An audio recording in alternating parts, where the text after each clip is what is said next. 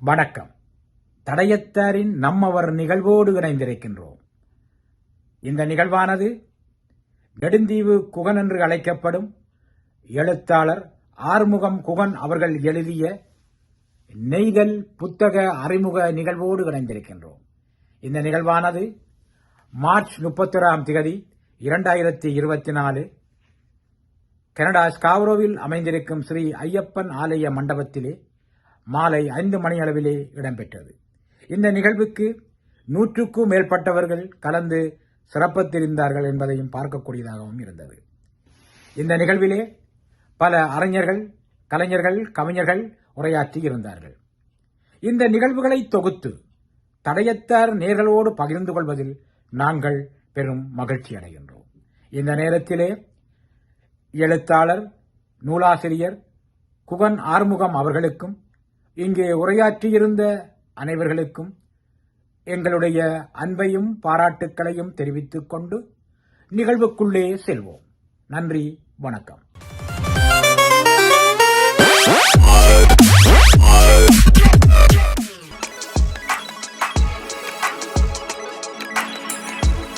நெய்தல் சிறுகதை நூல் அறிமுக விழா. இந்த நூல் கடந்த மாதம் சொந்த ஊரான நெடுந்தீவிலே வெளியீட்டு விழா நடைபெற்றது. இன்று மக்கள் மத்தியிலே இன்றைய அறிமுக விழாவாக இடம்பெற இருக்கின்றது. இந்த அறிமுக விழாவின் முதல் நிகழ்வாக மங்கள விளக்கேற்றம். மங்கள விளக்கை ஏற்றுவதற்காக திரு பசுபூர் கோவிந்தர் அவர்களை அழைக்கின்றோம். திரு பொன்னம்பலம் கணேசலிங்கம் அவர்களையும் திருமதி சண்முகநாதன் அவர்களையும் மங்கள விளக்கேற்றும் வண்ணம் கேட்டுக்கொள்கிறோம்.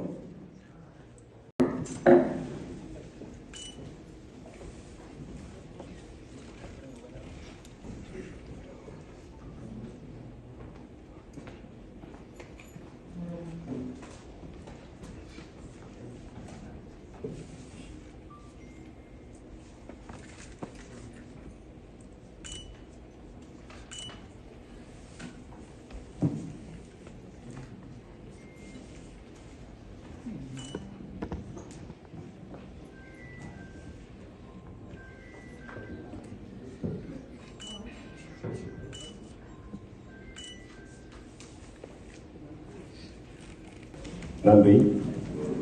தொடர்ந்து நாம் இழந்த உறவுகளுக்காக ஒரு நிமிட அகவணக்கத்துடன், அதைத் தொடர்ந்து கனேடிய தேசிய கீதம் மற்றும் தமிழ்தாய் வாழ்த்து இடம்பெற இருக்கின்றது.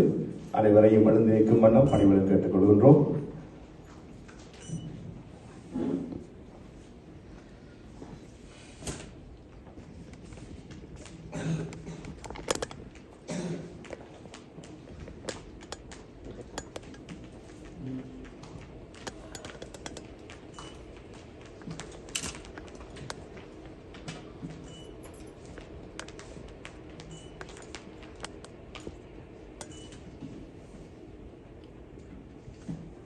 நன்றி. தமிழ்தாய் வாழ்த்து மற்றும் கனேடிய தேசிய கீதத்தை இசைப்பதற்காக செல்வி கனிஷ்கா ராகு மற்றும் அஞ்சனா சக்தி வடிவேலை வேலை கலைக்கின்றோம்.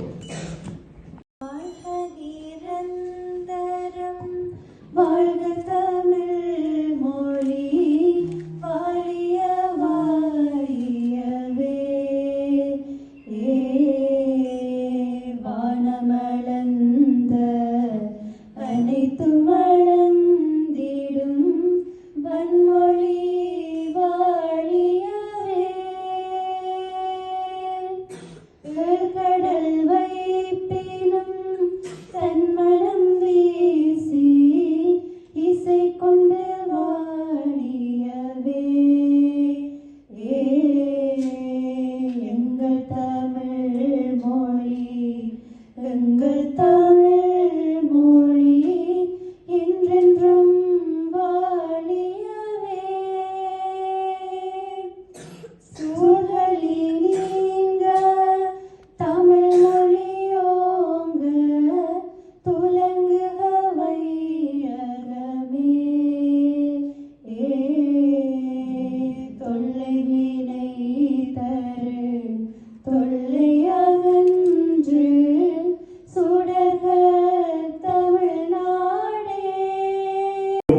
பறந்து வளம் பெறும் பாரினில் உள்கொடி மீண்டும் பறந்திடும் விலங்குகள் உடைந்தினி உன்முகம் மலர்ந்திடும் அன்னை தமிழே என் தாயே முதல் வணக்கம்.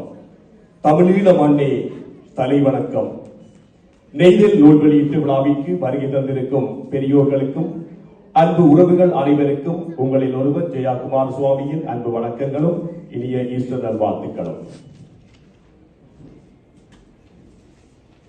இங்கே உங்கள் நேரத்தை நமக்காக ஒதுக்கி வருகை தந்திருக்கும் அனைத்து சிறப்பு விருந்தினர்களையும் வருக வருக என வரவேற்று, அனைத்து உறவுகளையும் வருக வருக என வரவேற்று இன்றைய நிகழ்விற்குள் செல்ல இருக்கின்றோம்.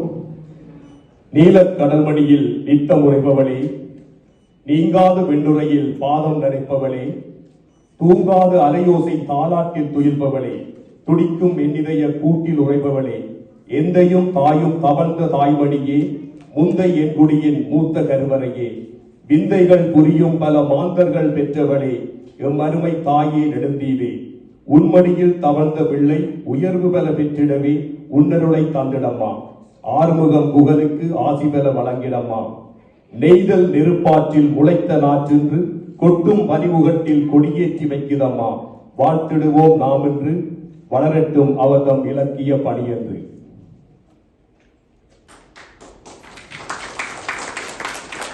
இன்றைய இந்த நிகழ்வை சிறுகதை அறிமுக விழா ஒரு சில குட்டி கதையொன்றோட ஆரம்பிக்கலாம் என்றிருக்கிறேன். ஒரு ஊரிலே ஒரு சிறந்த ஒரு சிற்பி, அவன் தனது ஒரு அழகான ஒரு பெண்ணின் சிலையை வடித்துக் கொண்டிருக்கின்றான். அங்கே அந்த ஊரிலே ஒரு சிறந்த ஒரு செருப்பு தைப்பவன் அந்த வழியாக வருகின்றான். அவன் வந்து அந்த சிலையை உற்று பார்த்துவிட்டு கூறுகின்றான், நீ செய்திருக்கின்ற இந்த சிலையிலே இந்த செருப்பு இவ்வாறில்லாமை மாற்றி அமைத்தால் அழகாக இருக்கும் என்று. நீ யார் என்று கேட்கின்றான். நான் செருப்பு தைப்பவன், ஓ நான் அறிந்திருக்கின்றேன் என்று அந்த சிற்பி அந்த சிலையின் செருப்பை மாற்றி அமைக்கின்றான். மீண்டும் பார்த்துவிட்டு அந்த காதணி என்று ஆரம்பிக்க சிற்பி சொல்கின்றான், நிறுத்து, உனக்கு செருப்பு தைக்கிறது திறமா தெரியும், அதை நான் மாற்றிட்டு இதை மாற்ற மாட்டேன். அந்த வகையிலே இந்த சிறுகதையை பற்றி எனக்கு பெருசா தெரியாது, ஏதாவது தவறுகள் இருந்தால் மன்னித்துக் கொள்ளுங்கள். இன்றைய விழா நாயகன் திரு ஆறுமுகன் குகன் அவர்கள் தனது சிறு வயது முதலே இலக்கிய ஆர்வம் கொண்டு தமிழோடு தவழ்ந்தவர். நெடுந்தீவில் கல்வி கற்கும் போது தமது நண்பர்களோடு சேர்ந்து நெடுந்தீவில் ஓசை என்னும் கையெழுத்து பிரதி நூல்களை உருவாக்கி இலக்கிய பரப்பிலே கால் பதித்தவர். 3 ஆண்டுகளுக்கு மேலாக அந்த நூல் வெளிவந்திருந்தது. நாட்டில் ஏற்பட்ட குழப்ப நிலைகளாய் அது தடைப்பட்டது. அங்கிருந்து ஜெர்மன் சென்று கனடா வந்து பல சிரமங்களுக்கு மத்தியிலும் தனது இலக்கிய பணியை தொடர்ந்து செயற்பட்டு வந்ததன் பலனாக பல பத்திரிகைகளும் அவரது ஆக்கங்களை பிரசுரித்தன. சிறப்பாக தாய் வீடு மாத இதழிலும் அவரது கட்டுரைகளும் இடம்பெற்றன. இப்போது தனது முதலாவது அச்சு பிரதியான இந்த நெய்தல் சிறுகதை தொகுதியை வெளியிட்டிருக்கின்றார். இங்கே கனடாவும் வந்து குகன் என்டர்பிரைசஸ் என்ற நிறுவனத்தின் அதிபராக தனது தொழிலில் முழு வெற்றியோடு இயங்கி வருபவர். இந்த கடுமையான உழைப்பின் மத்தியிலும் இலக்கிய படைப்பை தொடர்ந்து வருவதையிட்டு நாம் பெருமைப்படுகின்றோம். உலகத்திலே பிறக்கின்ற ஒவ்வொருவருக்கும் ஒவ்வொரு பக்கம் உருவாக்கப்படுகின்றது. அந்த பக்கத்தை மற்றவர்கள் வாசிப்பதை உருவாக்குவது அவரவர் கையிலே தான் இருக்கின்றது. குகன் அவர்கள் மற்றவர்கள் வாசிக்கக்கூடிய தனது பக்கத்தை ஆரம்பித்து விட்டார் என்றே நினைக்கின்றேன். இந்த இலக்கிய பணியிலே இந்த குகன் தெரிந்து செய்தாரோ இல்லையோ தெரியாது, 8 கதைகள் கொண்ட சிறுகதை தொகுதியை வெளியிட்டிருக்கிறார். இந்த 8 என்பது எல்லோருக்கும் ஒரு பிடித்த இலக்கம். நாம் எழுதும் போது அந்த 8 ஒன்றுதான் நம்மை மேல் நோக்கி எட்டு செல்கின்றது. ஆகவே இனி ஆறுமுகம் குகனுக்கு இலக்கிய வழியிலே என்று வேறுமுகமாக இருக்கட்டும். அவருடைய படைப்புகளிலே ஒரு எழுத்தாளன், ஒரு படைப்பாளி ஒரு கவிதையை எழுதுகின்றான் என்றால் அவன் அந்த தளத்திலே கட்டாயமாக இருக்க வேண்டும் என்பதில்லை. அவனுடைய ஆத்மா, அவனுடைய சிந்தை அந்த நிலையிலே இருந்து அதை உணர வேண்டும், மற்றவர்களின் வழிகளை உணர வேண்டும். இவ்வாறெல்லாம் எழுதியும் அவருடைய அந்த பண்பு என்றென்றும் மாறாத பண்பானது அணியுமாம் என்று பெருமை சிறுமை அணியுமாம் தன்னை வியந்து என்று பணிவாக வள்ளுவனின் வார்த்தைகளுக்கு அமைய பணிவான எங்கள் குகனின் முதல்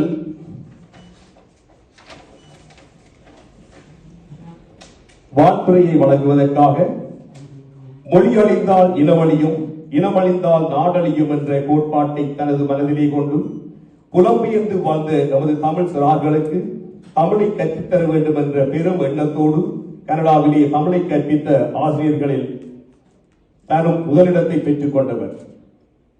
அண்ணாமலை பல்கலைக்கழகத்தில் தனது முதுகலை பட்டத்தினை பெற்று அங்கு விரிவுரையாளராகவும் பணியாற்றி வருகின்றார்.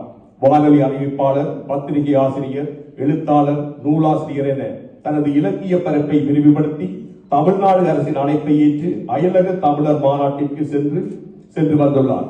ஆம், எமது மண்ணின் மைந்தர் சன் மாஸ்டர் திரு ஐ சண்முகநாதன் அவர்களை வாழ்த்துரை வழங்குமாறு கேட்டுக் கொள்கின்றோம்.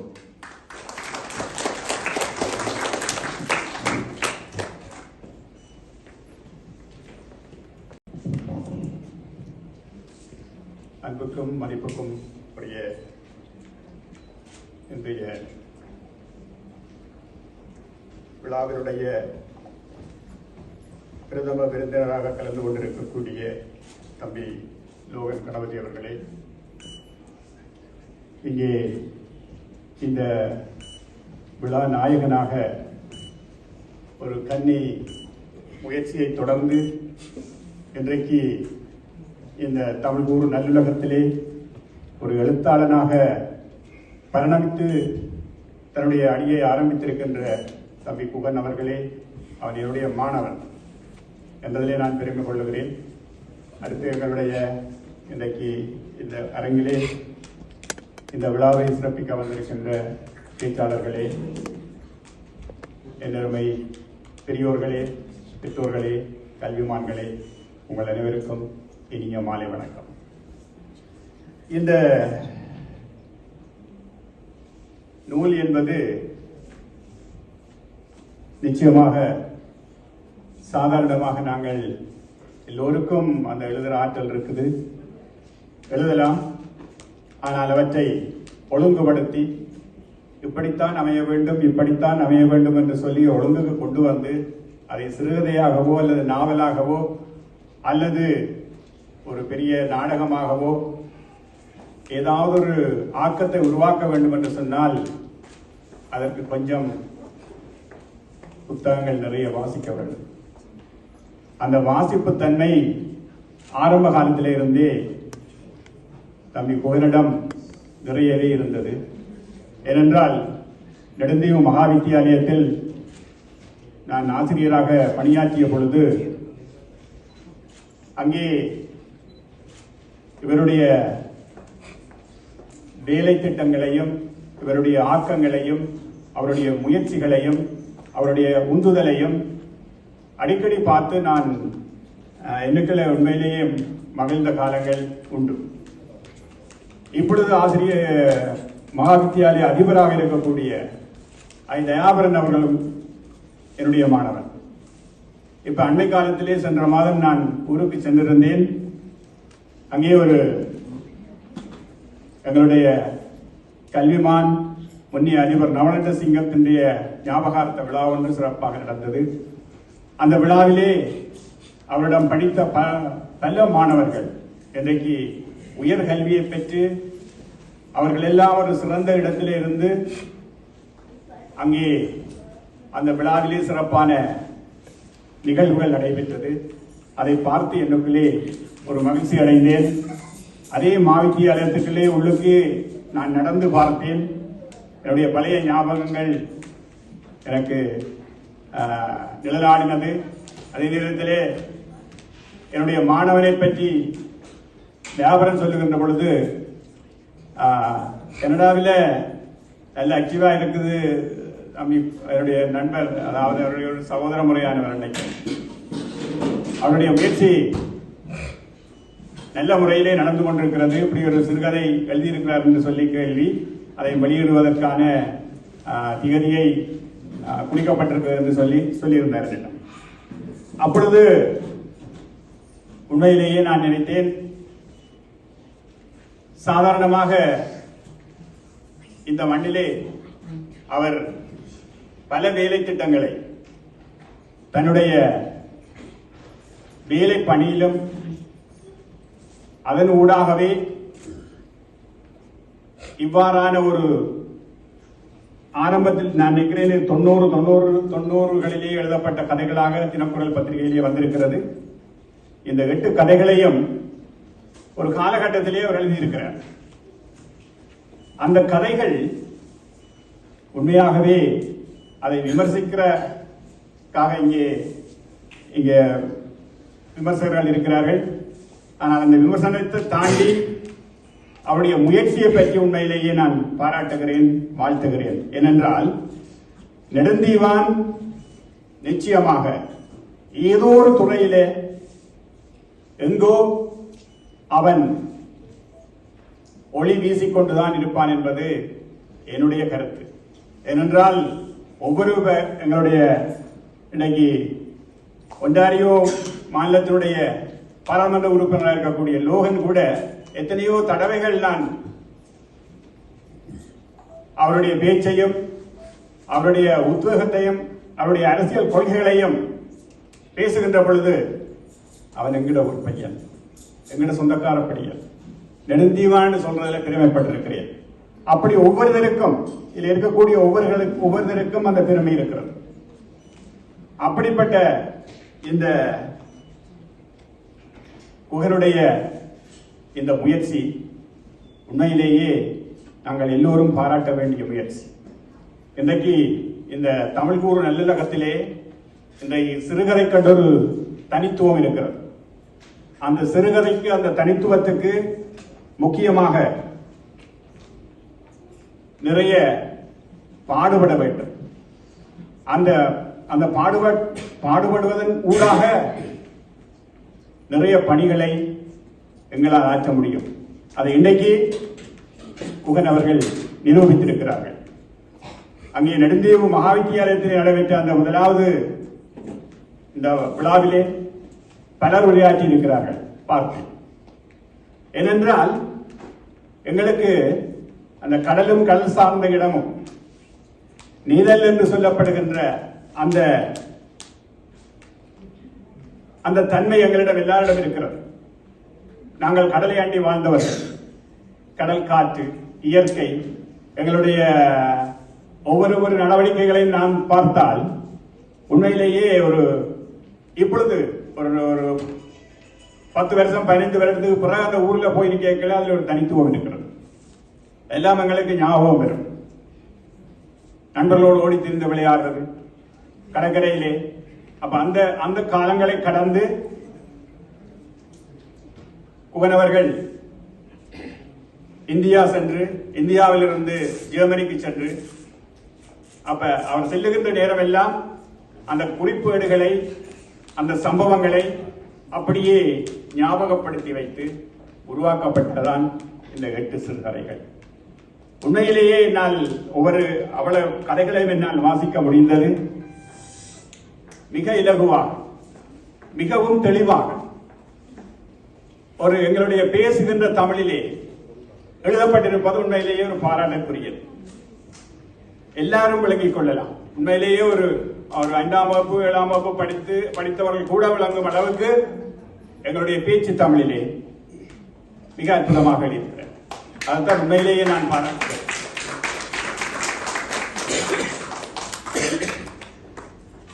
இதற்கெல்லாம் உண்மையிலேயே இந்த முயற்சிக்கு அவருடைய பாரியார் சகஜா அவர்கள் ஒரு வகையிலே என்னுடைய மகள் முறை, என்னுடைய அண்ணற்ற மகள். அவருடைய 2 குழந்தைகள். அவர்கள் இந்த நடைமுறை வாழ்க்கையிலே கனடாவிலே வாழுகின்ற பொழுது அவர்களுடைய முயற்சியும் அவர்களுடைய உந்துதலும் இதை எழுத தூண்டியிருக்கிறது என்று நான் நம்புகிறேன். அதான் உண்மையாக இருக்கலாம். ஏனென்றால் அவர்கள் கலாச்சாரத்தோடும் பண்பாட்டோடும் எங்களுடைய நாகரிக விழுமியங்களோடும் எப்பொழுதும் நாங்கள் பார்க்கலாம். அப்படிப்பட்ட ஒரு அற்புதமான இந்த குடும்பத்திலே இன்றைக்கு குகன் இதை செய்திருக்கிறார் என்று சொன்னால் நிச்சயமாக நாங்கள் எல்லோரும் பெருமைப்படுவோம். அது எல்லோருக்கும் அந்த வாய்ப்பு நிச்சயமாக இருக்காது. எவ்வளவு தெரிந்தாலும் நாங்கள் படிக்கலாம், ஆனால் படித்துவிட்டு அப்படியே விட்டு போயிடுவோம். ஆனால் அதுக்குள்ள என்னதை தேடுறோம் என்று சொன்னால், ஒரு சமுதாயத்துக்கு நல்லவற்றை தேடுகிறோம், நல்லவற்றை எழுதுகிறோம், நல்லவற்றை நாங்கள் ஒரு சமுதாயத்துக்கு கொடுக்கிறோம் என்ற ஒரு கோட்பாட்டின் அடிப்படையில தான் இன்றைக்கு இந்த நூல் சிறப்பாக அமைந்திருக்கிறது. உண்மையிலேயே நான் பாராட்டுகிறேன். ஏனென்றால் தமிழ் இன்றைக்கு உலக நாகரிகத்தினுடைய முதல் புள்ளியாக வந்து கொண்டிருக்கிறது. நீங்கள் எல்லோரும் அறிவீர்கள். இந்த மொழி என்பது இன்றைக்கு அந்த நான் நேற்றைய தினம் வாசித்தேன், ஹோவார்ட் பல்கலைக்கழகத்திலே அமெரிக்காவிலே ஒரு 11 விடயங்களை சொல்லி இருக்கிறார்கள். எந்த மொழிக்கும் இல்லாத தனிச்சிறப்பு இந்த தமிழ் மொழிக்கு இருக்கிறது என்று அதை நிரூபித்து ஹோவார்ட் பல்கலைக்கழகம் வெளியிட்டிருக்கிறது.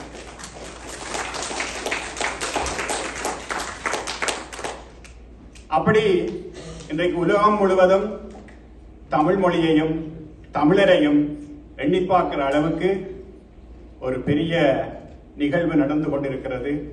அந்த நடந்து கொண்டிருக்கிற நிகழ்விலே இவ்வாறான இந்த இவ்வாறான முயற்சிகள் மூலமாக இன்னும் எத்தனையோ நாங்கள் தேடல்களை எங்களுடைய மொழிக்கு செய்து கொண்டிருக்கிறோம், எங்களுடைய இனத்துக்கு செய்து கொண்டிருக்கிறோம் என்பதுதான் உண்மை. சென்ற ஜனவரி 11, 12 திகதிகளில் சென்னையில் புலம்பெயர் மாநாடு நடைபெற்றது. தம்பி லோகன் அவர்கள் கலந்து கொண்டிருந்தார்கள் சென்னையிலே.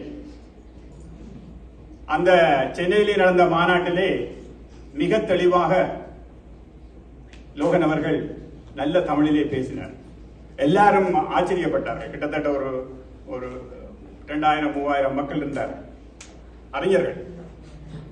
புலம்பெயர்ந்த தேசத்திலே இருந்து சென்ற கிட்டத்தட்ட 1000க்கும் மேற்பட்ட அறிஞர்கள் இருந்தார். ஏன் சொல்லவார் என்று சொன்னால், ஈழத்தமிழனுக்கு எப்பொழுதும் எங்களுக்கு இந்த தமிழுக்கும் தமிழனுக்கும் என்ற ஒரு மொழி உணர்வும் இன உணர்வும் எங்கு போனாலும் இருக்கும் என்பதுதான் உண்மை. எத்தனையோ பேர் அங்க இருந்தார்கள், அந்த வரிசையில் இருந்தார்கள். ஸ்டாலின் அவர்கள், அதுக்கு பிறகு அவருடைய மகன், அவர்கள் எல்லாம் அந்த மாநாட்டுக்கு வந்திருந்தவற்றை பார்வையிட்டார்கள். அந்த ஈழத்தமிழருடைய முத்திரையை தம்பி லோகன் போன்றவர்கள் அங்கு பதித்திருந்தார்கள். அதுதான் முக்கியம். எனவேதான் நான் சொல்லுகிறேன், இந்த நூல் வெளியீடு என்பது இன்றைக்கு ஒரு சிறுகதையாக வெளிவந்திருக்கிறது. இன்னும் அடுத்தடுத்த ஆண்டுகளில் இது இன்னும் 10 சிறுகதைகள், இன்னும் 15 சிறுகதைகள் நூலாக வர வேண்டும்.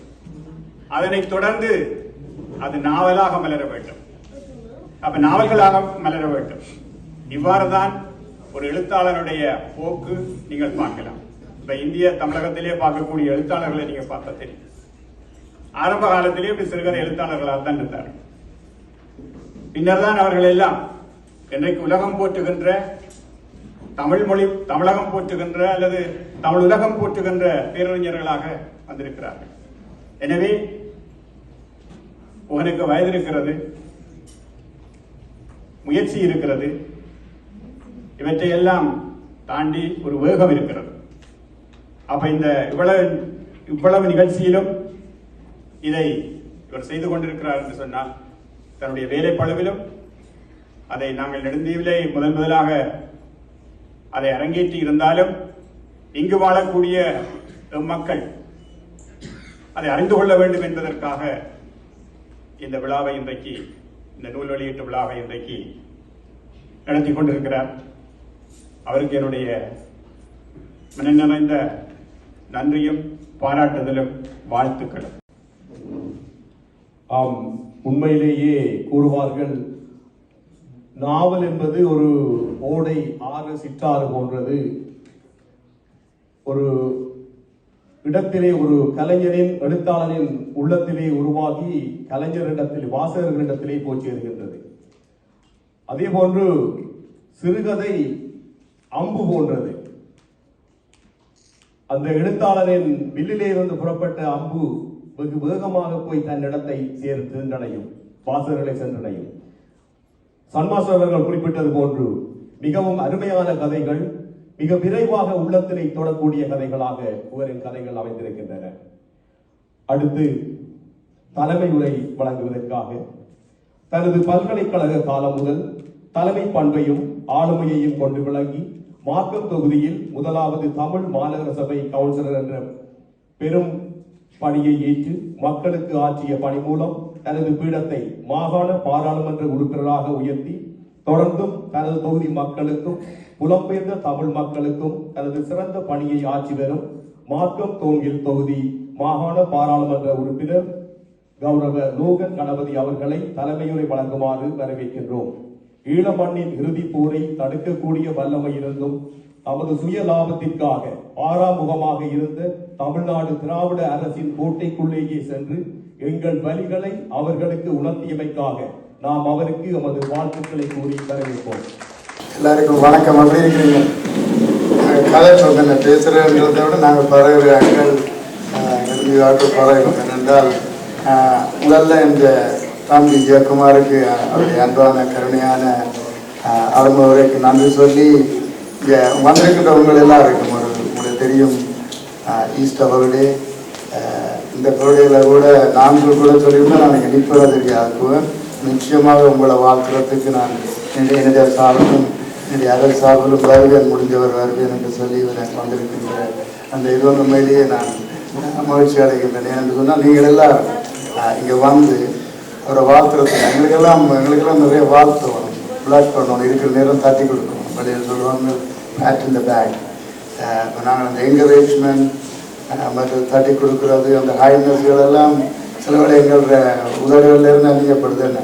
அப்போ அதிலெல்லாம் அந்நியப்படாமல் நீங்கள் உண்மையிலேயே வாழ்த்தணும்னு வந்திருக்கின்ற உங்களுக்கு முதல் நன்றிகளையும் பாராட்டுகளையும் சொல்லி 2 விடயங்கள் சொல்லி போட்டு நான் என்னுடைய ஒன்றாவது அரசு சார்பாக கொண்டு வந்திருக்கின்ற வாழ்த்து மடலை குவன் அவருக்கு வழங்கலாம் இருக்கின்றேன்.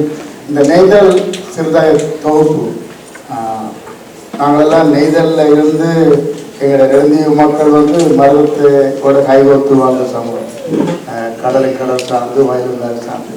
அப்போ அந்த நிலையிலே அப்படியான ஒரு ஒரு ஒரு சமூகமாக பல வழிகளோடு உங்களுக்கு தெரியும். வன்னியினுடைய நெடுந்தீவில் இருந்து நாங்கள் வன்னியெல்லாம் இரத்தமும் வியர்வையும் சிந்தி அந்த பாடுகளெல்லாம் அழித்து பசுவை நாங்கள் மாற்றுவதும் அந்த என்னுடைய கைகோர்த்த அந்த பண்பில் இருந்து வந்த அந்த அந்த மொழியில் அந்த அந்த அந்த அந்த ஸ்பிரிட்டோடு அந்த உயிர்ப்போடு இந்த சிறுகதை தொகுப்பு வெளியீடு வந்து முக்கியமானது. அப்போ இளம் வயதிலேயே நெடுந்தீவு மண்ணில் இருந்து படப்பிலக்கியம் செய்வது முக்கியமானது. இப்போ ஏன் இன்றைக்கு அவர்கள் முக்கியமான இருக்கிறான்னு சொன்னால் எங்களுடைய இங்கே மொழியில் இருக்கிற நம்மளுடைய கவிஞர் இருக்கிறார், எங்களுடைய கவிஞர் இருக்கிறார். அடுத்தது எங்களுடைய சித்தி விநாயகத்தோடு எங்களுடைய கவிஞர் ஆனந்தன் இருக்கிறார், எங்களுடைய மாவடி மந்தன், இன்னொரு முக்கியமான எங்களுடைய எழுத்தாளர் சம்மனான் மாஸ்டர் இருக்கிறார், எங்களுடைய சம்மனாதன் ஆசிரியர் 2 சம்மனான் இருக்கிறார். உங்களுக்கு சம்மன ஆசிரியர் அவர் பல பரிமாணங்கள் டைமென்ஷனில் தமிழுக்கும் தமிழ் இலக்கியத்துக்கும் பண்பாட்டுக்கும் உதவி செய்கின்ற அதை பெருமைப்படுத்தி இருக்கின்றார்கள். அது மாதிரி நான் இந்தியாவில் கூட ஜெயபாலன், உங்களுக்கு தெரியும் கவிஞர் ஜெயபாலன் சந்திச்சிருக்கேன், அங்கே தான் இருக்கிறார். அதே மாதிரி சுசீந்திரன் இந்த புத்தகம் கூட மாதிரி தெரியும் சந்தனான் மாசம் நெடுந்தீவு மந்தருடைய புத்தகம் அயல தமிழர் மாநாடு, அந்த வேர்ல்ட் தமிழ் டைஸ்போரா கான்ஃபரன்ஸ் அதில் செய்கிறது என்பதெல்லாம் பெருமைக்குரிய விஷயம். அப்போ நாங்கள் என்ன செய்கிறோம்ன்றதோட நாங்கள் யார் செய்கிறோன்ற முக்கியம். ஒரு முகத்தோட ஒரு மனச்சாட்சியோட உங்களுக்கு தெரியும் பேர நாங்கள் ஒரு குரோஸோடு நிற்கிறோம். நாங்களெல்லாம் எங்களுடைய கணக்கெல்லாம் ப்ளே பண்ணிடலாம் எங்களோட சமூகத்தோடு. நாங்கள் எங்கள்கிட்ட இருக்கிற ஒரு கொஞ்சம் தான் அவரை தாக்கு பிடிக்கணும், அதை பாதுகாக்கணும் என்றால் உண்மையான முகங்கள், உண்மையாக பங்களிக்கின்ற ஒரு முகத்தோட, ஒரு லட்சியத்தோட, ஒரு ஜெனுவனா சின்சியராக வருகின்றதான் எல்லா துறைக்கும் வேணும். அதெல்லாம் நாங்கள் காப்பாற்றலாம் இருக்கிறத. இங்கேயும் காப்பாற்றலாம், அந்த ஊர்லேயும் காப்பாற்றலாம், உங்களுக்கு தெரியும். அப்போ அப்படியான ஒரு ஒரு கான்செப்ட், ஒரு தீமில் தான் ஒரு புத்தகம் எழுதுகிறேன். புத்தகத்தை இதை பற்றி நான் விமர்சிக்க வரேன். நான் இங்கே திறனாய்வாளர் இல்லை, நான் வரைக்கும் வாழ்க்கை முதல் ஆசிரியரை கொண்டு வந்திருக்கிறேன். நான் ஒன்று ரெண்டு விடயங்களை சொல்லி என்னுடைய வாழ்த்துறையை நான் நினைக்கிறேன். உங்களுக்கு தெரியும், இந்த அகதிகள், நாங்கள் எல்லாரும் அதிகமான நாட்கள் அகதியாக வந்தாங்க. உங்களுக்கு தெரியும், இந்த ஊரிழந்து உறவிழந்து தோப்புகளெல்லாம் தனிமரமாகி பிறகு நாங்கள் எல்லாம் தோப்புகளாக இந்த புலம்பெயர்ந்த மண்ணில். அப்போ இந்த அகதியோடு, அந்த ரெஃப்யூஜியோடு, அந்த லைஃப்பை, வாழ்க்கையை வந்து ஒரு தமிழக வரலாறு, புலம்பெயர்ந்த கவர்மெண்ட் வரலாறு இருக்க முடியாது. அப்போ அந்த கேப்பை அவர் ஃபீல் பண்ணுறார். உங்களுக்கு தெரியும், அவருடைய புத்தகத்தை வாசிங்களா தெரியும். அந்த மண்ணில் இருந்து பிடிஞ்சி அறியப்பட்ட அந்த ஏமாற்றங்கள், தோல்விகள், அவலங்கள், அதனுடைய அந்த அனுபவ அறுவடை தான் இவருடைய இந்த நெய்தல் புத்தகம். அவருக்கு எங்கே என்னுடைய அன்பான, எங்கே அவருக்கு உங்களுடைய பாராட்டுகள்.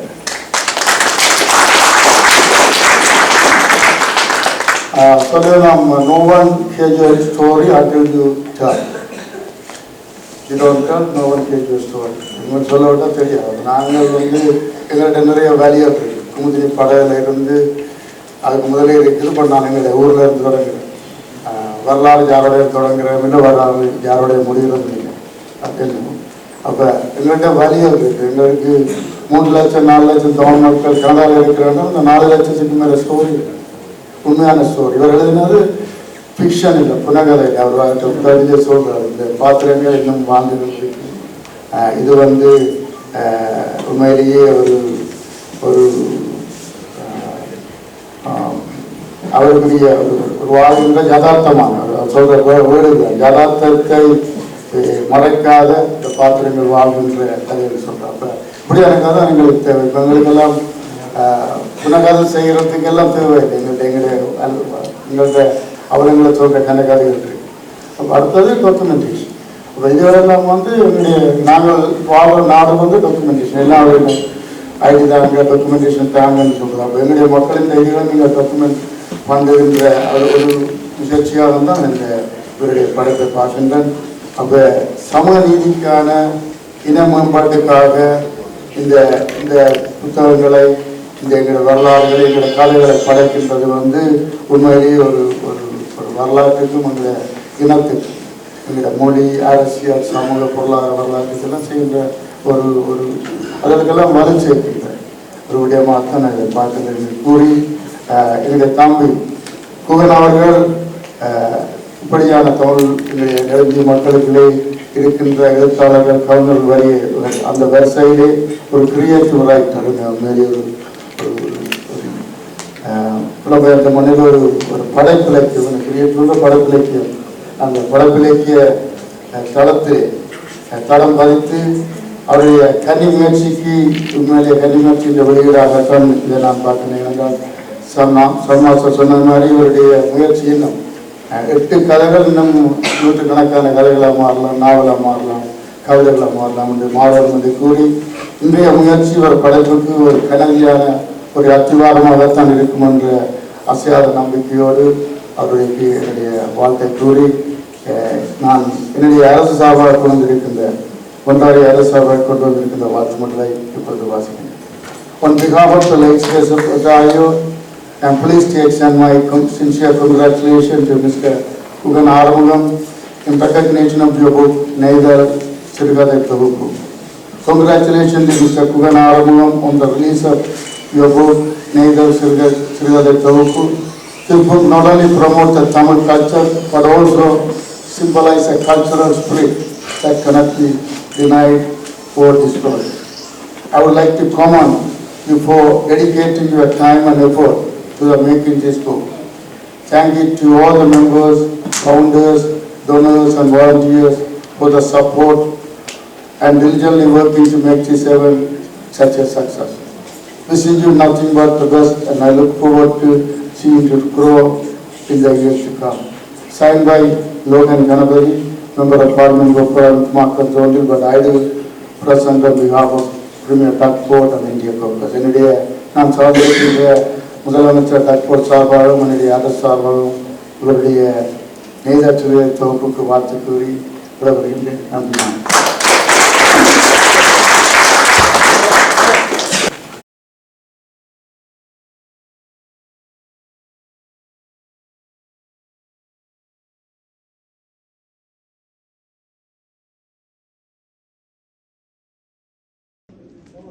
அடுத்து நெய்தல் சிறுகதை நூல் ஆய்வுரை. ஒரு காலத்திலே தமிழ் படித்தால் ஒன்று ஆசிரியர் தொழிலாக போக வேண்டும் அல்லது வேறு ஏதாவது தொழில், குறைந்த வருமானம். அதற்காகவே என் போன்றவர்கள் தமிழை கற்காது வேறு துறைகளுக்கு சென்றோம். ஆனால் அந்த தமிழ் இன்னும் எம்மை விடுவதாக இல்லை. அந்த வகையிலே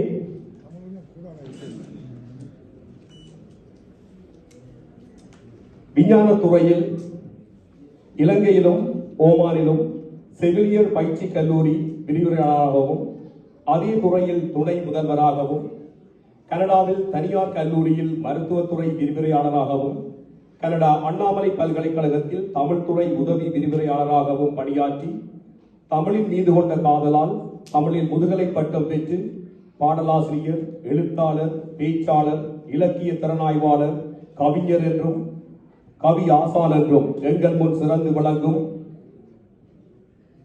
எமது மாவிலி மைந்தன் அவர்கள் பல நூல்களையும் எழுதி வெளியிட்டுள்ளார் மற்றும் பல தமிழ் இலக்கிய மன்றங்களையும் ஆரம்பித்து உறுப்பினராகவும் இருந்து இன்றும் அதை நடாத்தி வருகின்றார். தனது படைப்புகளுக்காக பல விருதுகளையும் தன்னகத்தை பெற்ற பெருமையும் கொண்டவர். மாவிலி மைந்தன் திரு சி சண்முகராஜா அவர்களை ஆய்வுரை வழங்கும் வண்ணம் பணிவுடன் கேட்டுக் கொள்கிறோம்.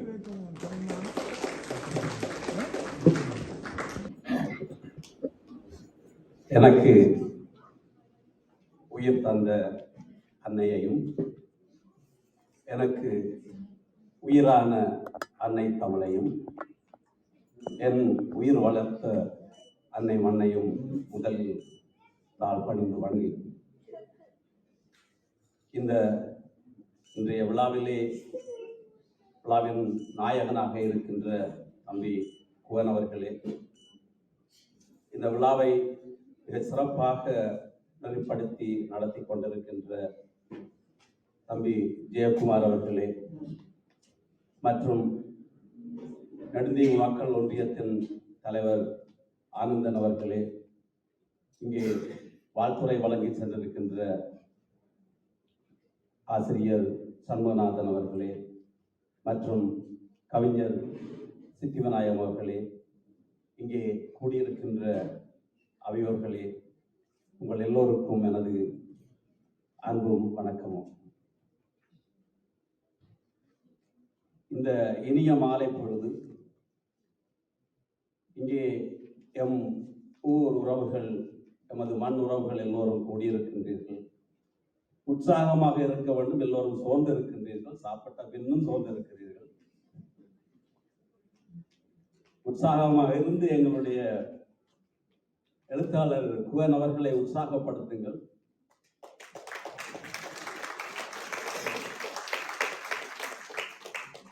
சொல்லுவார்கள், அரங்கத்தில் வந்திருப்பவர்கள் கைகளோடு வந்திருக்கின்றார்கள் என்றால் கை தட்டுவதற்காகவே வந்திருக்கின்றார்கள் என்று அர்த்தம். ஆகவே அடிக்கடி கைதட்டி எங்களுடைய இந்த இளம் எழுத்தாளரை ஊக்கப்படுத்த வேண்டும் என்று கேட்டுக்கொண்டு இன்றைய இந்த நூல் வெளியீட்டு விழா நெய்தல் என்ற ஒரு அருமையான தலைப்பிலே இந்த சிறுகதை நூல் வெளியீட்டு விழா நடைபெற்றுக் கொண்டிருக்கிறது. முன்னர் கூறியது போல எமது மண்ணிலே இந்த நூல் வெளியிடப்பட்டு அமோக வரவேற்பை பெற்ற பின்னர் இன்றைக்கு அறிமுகப்படுத்தப்படுகிறது.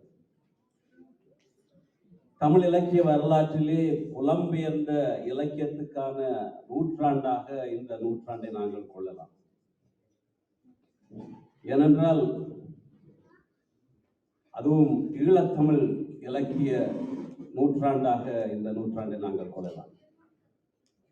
போர் சூழலிலே எங்கள் தாய் மண்ணிலே இருந்து தூக்கி எறியப்பட்டு பல்வேறு நாடுகளுக்கும் நாங்கள் சென்று அங்கே அகதிகளாக சென்றவர்கள் எங்களுடைய அகதி என்று அந்த அடையாளத்தை மாற்றி நாங்கள் தமிழர்கள் என்ற அடையாளத்தை நாங்கள் சென்ற இடமெல்லாம் நிலைப்படுத்தி அந்த இருப்பை வலுப்படுத்தி வந்து கொண்டிருக்கின்றோம். நாங்கள் சென்ற இடங்களிலெல்லாம் எங்களுடைய மொழியை, சமயத்தை, பண்பாட்டை, கலாச்சாரங்களை எல்லாம் வலுப்படுத்தி ஆழ பதிய வைத்து எங்களுடைய இருப்பை நாங்கள் வலுப்படுத்தி கொண்டு வருகின்றோம். அதற்கு உறுதுணையாக நாங்கள் சென்ற இடங்களிலே அல்லது வாழ்கின்ற இடங்களிலே தமிழ் மொழியினூடான செவிவழி ஊடகங்கள், காட்சி ஊடகங்கள், எழுத்து ஊடகங்கள், தமிழ் இலக்கிய கலை அமைப்புகள் என்று பல அமைப்புகளும் சேர்ந்து பல படைப்பாளிகளுக்கு, குகனை போன்ற பல இளம் எழுத்தாளர்களுக்கு, கவிஞர்களுக்கு தளம் அமைத்து கொடுத்து கொண்டிருக்கின்றது. அந்த வகையிலே இந்த எழுத்தாளர்கள் படைப்பாளிகளாக தமிழ் இலக்கியத்துக்கு பெரும் தொண்டாக்கி வருகின்றார்.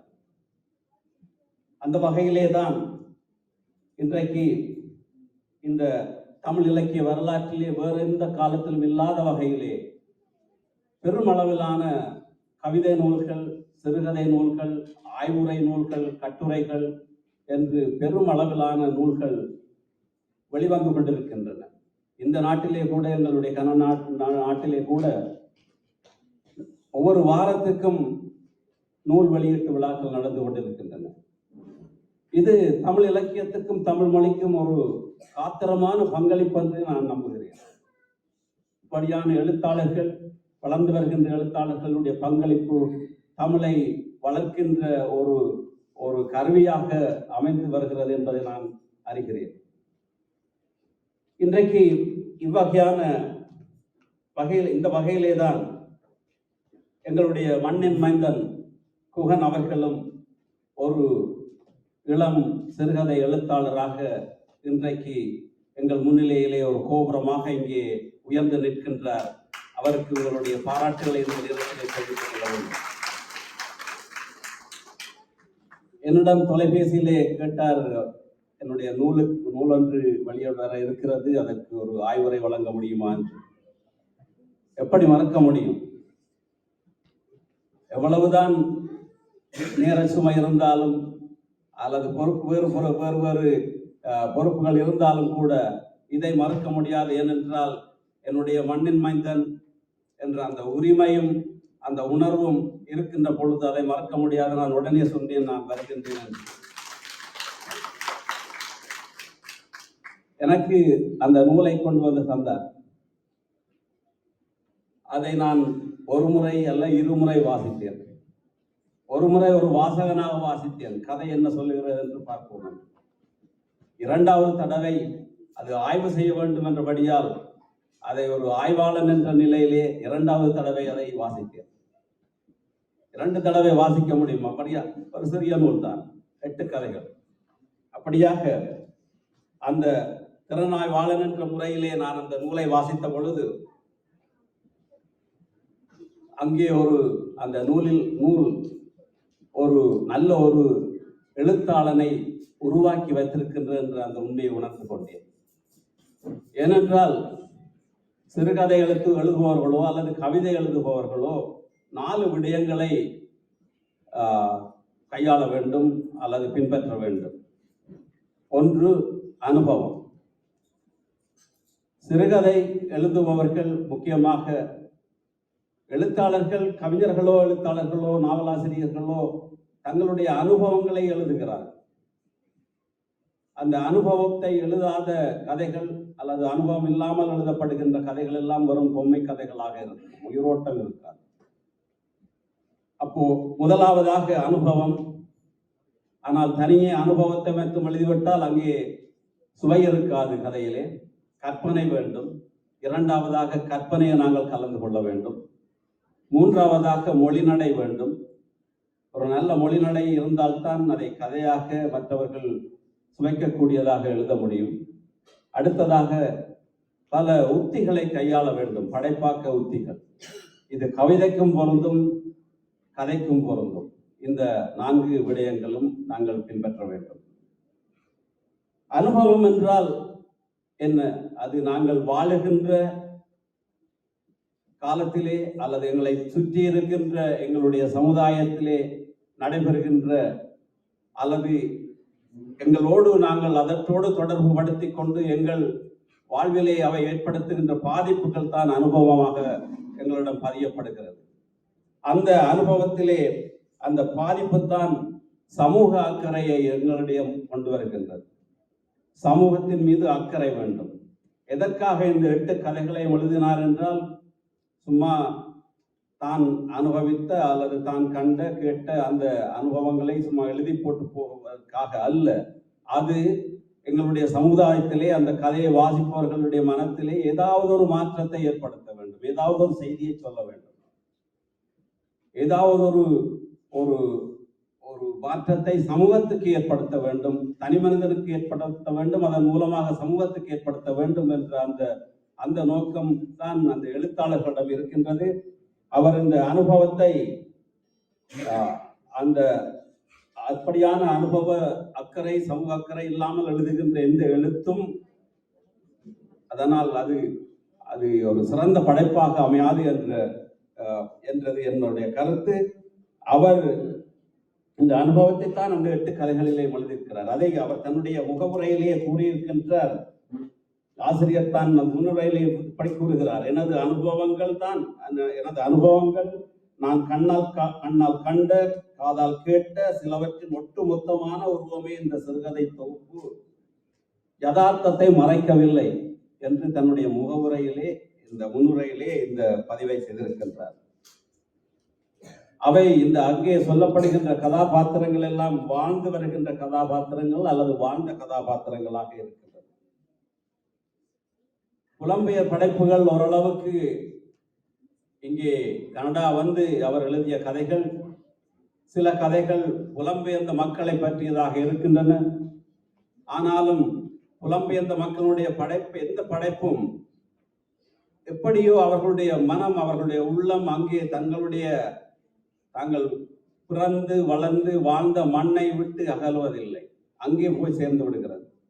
எந்த படைப்பாளி என்றான புலம்பெயர்ந்த நாட்டிலே இருந்து எழுதுகின்ற படைப்புகள் பெரும்பாலும் தாயக மண்ணை, தம் மண்ணை சேர்ந்த மக்களை பற்றிய சிந்தனையோடு எழுதப்படுகின்ற கதைகளாக இருக்கின்றன. பெரும்பாலுமான கதைகள் அப்படித்தான் இங்கே அவர் படைத்திருக்கிறார்.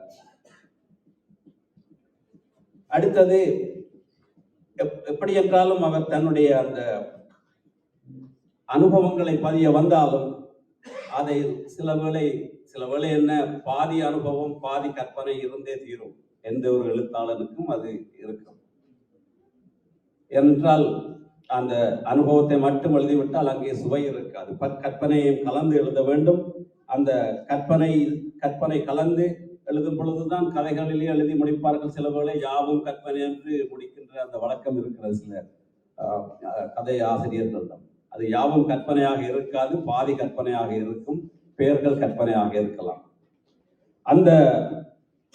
அந்த கற்பனைகள் கலந்து அது இந்த கதைகளை மிகவும் சுவையாக தந்திருக்கின்றார். அடுத்ததாக மொழி பயன்பாடு. இங்கே முதலிலே கூறிய எங்களுடைய சிறப்பு விருந்தினர் லோகன் கணபதி அவர்கள் சொன்னார்கள், வரைவோம் நாங்கள் என்று தொடங்கினார்கள், எங்களுடைய வட்டார வழக்கு. ஆனால் இங்கே அவருடைய கதைகளிலே எங்களுடைய வட்டார வழக்கு, எங்களுடைய என்று சொல்லும் பொழுது நெடுந்தீவு வட்டார வழக்கு அதிகமாக அங்கே நான் காணவில்லை.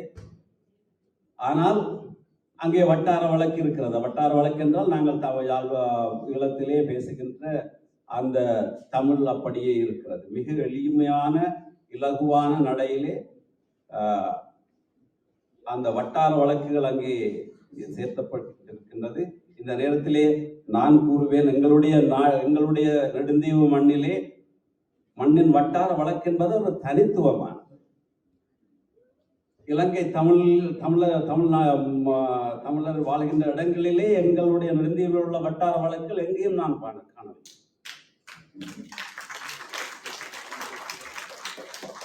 ஆனால் அதை சில பேர் கேலி செய்வதும் உண்டு. ஆனால் அதை பார்த்தீர்கள் என்றால் தொல்காப்பியர் காலத்து சொற்கள், தொல்காப்பியர் காலத்து வழக்குகள் எங்கள் மண்ணிலே தான் இருக்கின்றது என்பதை நாங்கள் புரிந்து கொள்ள வேண்டும். அதை எடுத்து நாங்கள் வெளிக்கொண்டு வர வேண்டிய கட்டாயம் எங்களுக்கு இருக்கிறது. எழுத்தாளர்களுக்கும் சிறுகதை எழுத்தாளர் போன்ற சிறுகதை எழுத்தாளர்கள், நாவல் ஆசிரியர்கள் அதை மிகவும் கவனத்தில் எடுத்துக் கொள்ள வேண்டும். தோழ என்றுதான் நண்பனை கூறுவார்கள். என்ன தோழ, எப்படி இருக்கிறீர்கள்? அந்த தோழ என்று சொல்லு வேற எந்த ஒரு பகுதியிலும் நான் காணவில்லை.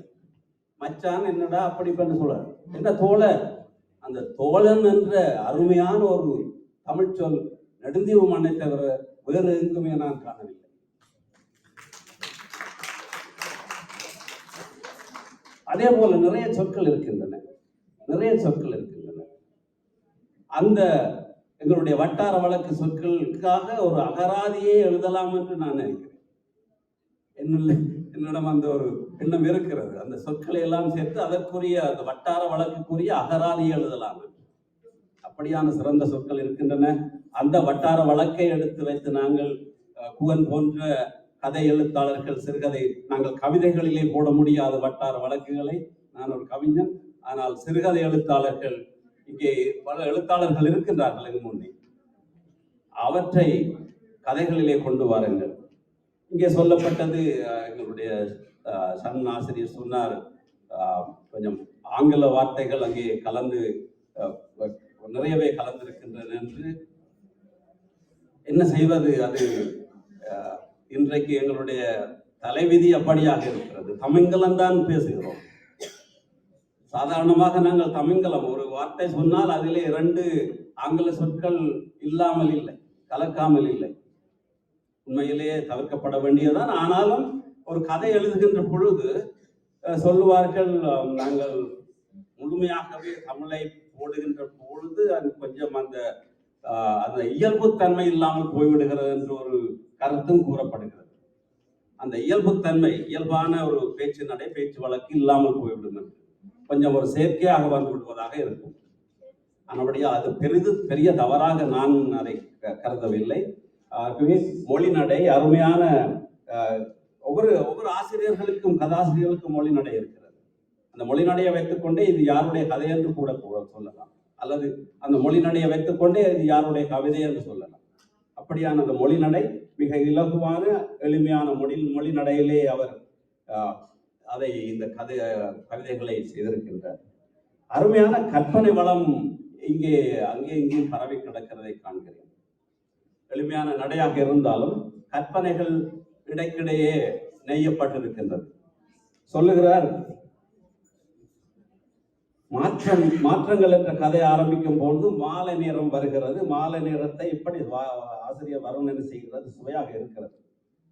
கதிரவன் கொஞ்சம் கொஞ்சமாய் மேற்கு நோக்கி மறைய தொடங்க இருட்டு நட்சத்திர கூட்டங்களுடன் கூட்டணி அமைத்துக் கொண்டு பூமியில் ஆட்சி அமைத்துக் கொள்கிறது. அருமையான ஒரு கற்பனை, சிறந்த ஒரு கற்பனை.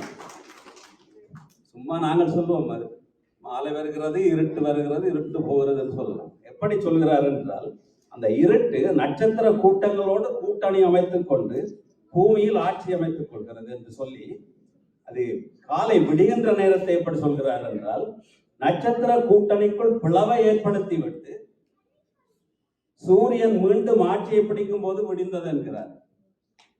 இப்பொழுது தமிழகத்திலே தேர்தல் நடைமுறை இருக்கிறது. அவருடைய வர்ணனை அங்கே தமிழகத்து அந்த அரசியலை அப்படியே படம் பிடித்து காட்டுவது போல இருக்கிறது.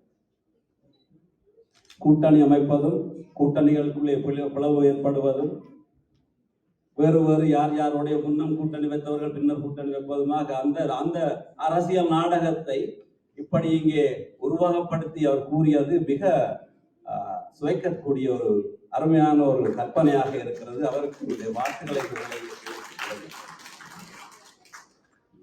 இன்னொன்று, நெய்தல் என்ற தலைப்போடு வந்திருக்கின்ற இந்த கவிதை, இந்த கதை சிறுகதை தொகுப்பு முதலாவது கதையிலே அகதி என்னும் என்ற தலைப்பிலே வருகிறது.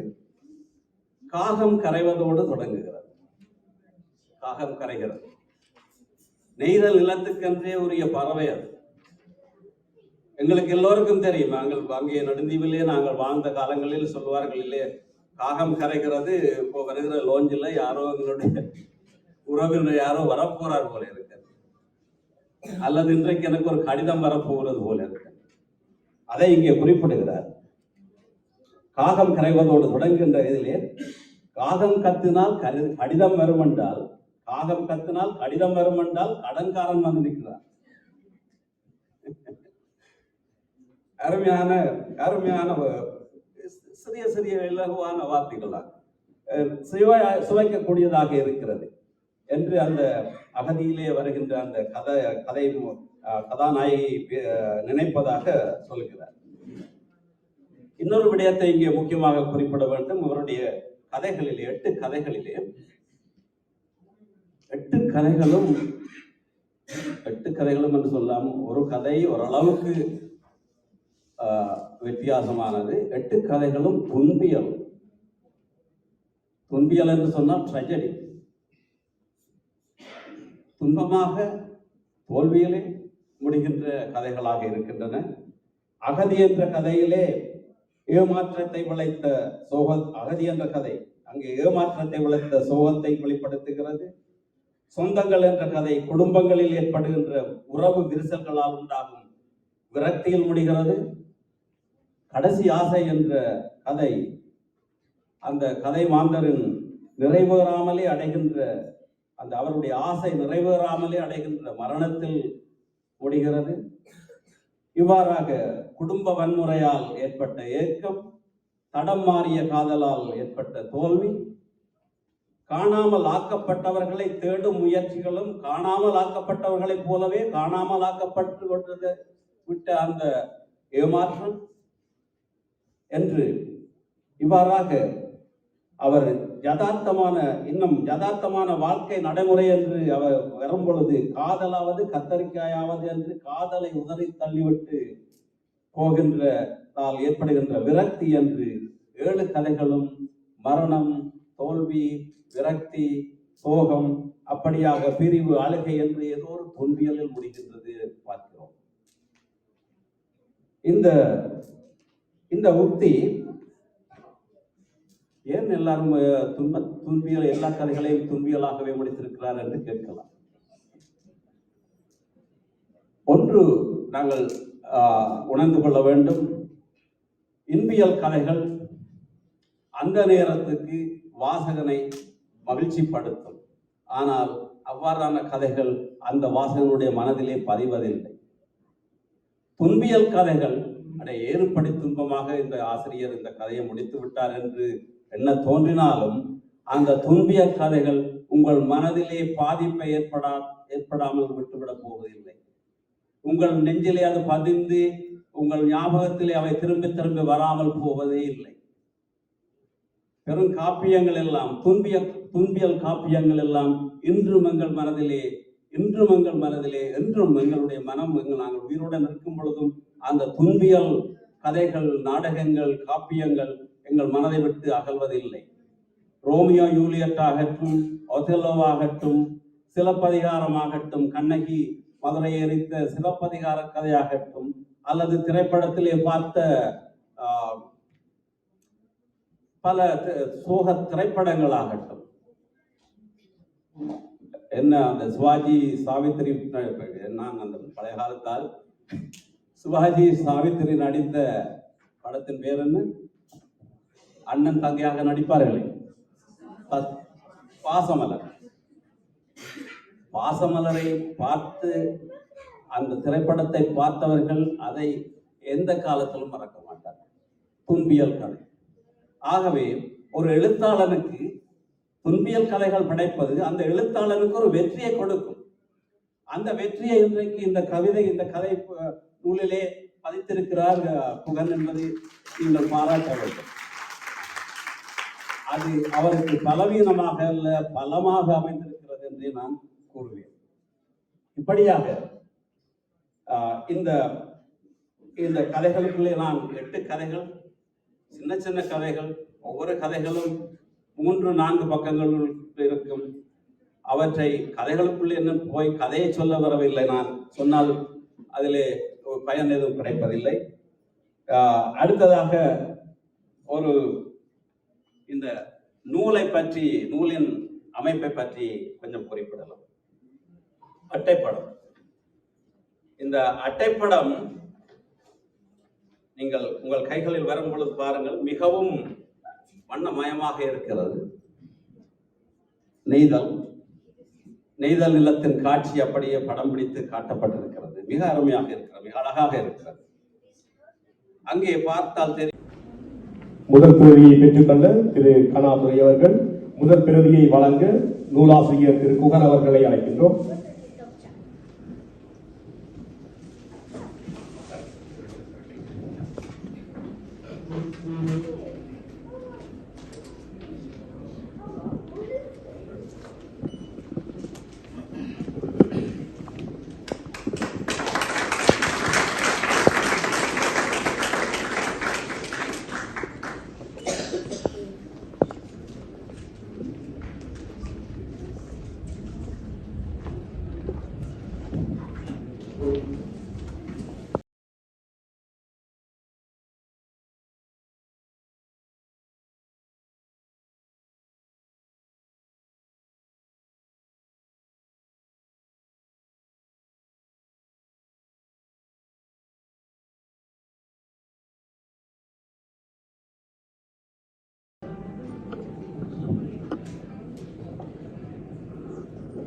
அடுத்து சிறப்புரையாற்றுவதற்காக அண்ணாமலை பல்கலைக்கழகத்தில் பத்திரிகை துறையில் பட்டம் பெற்று சுயாதீன பத்திரிகையாளராகவும் மற்றும் எழுத்தாளர், கவிஞர், கலை இலக்கிய கட்டுரையாளர், சஞ்சிகை ஆசிரியர் என்று பல பரிமாணங்களில் தன்னை இலக்கிய துறையிலே ஈடுபடுத்தி ஈழம் ராஜி, தமிழ் சித்தன், சி.வி. பிள்ளை, சித்தி மற்றும் ரமோனா என்ற புனை பெயர்களில் தமது ஆக்கங்களை இலக்கிய பரப்பிலே தந்து கொண்டிருக்கும் நமது மண்தந்த கவிஞர் திரு மா. சித்தி விநாயகம் அவர்களை சிறப்புரையாற்றும் வண்ணம் கேட்டுக் கொள்கின்றோம்.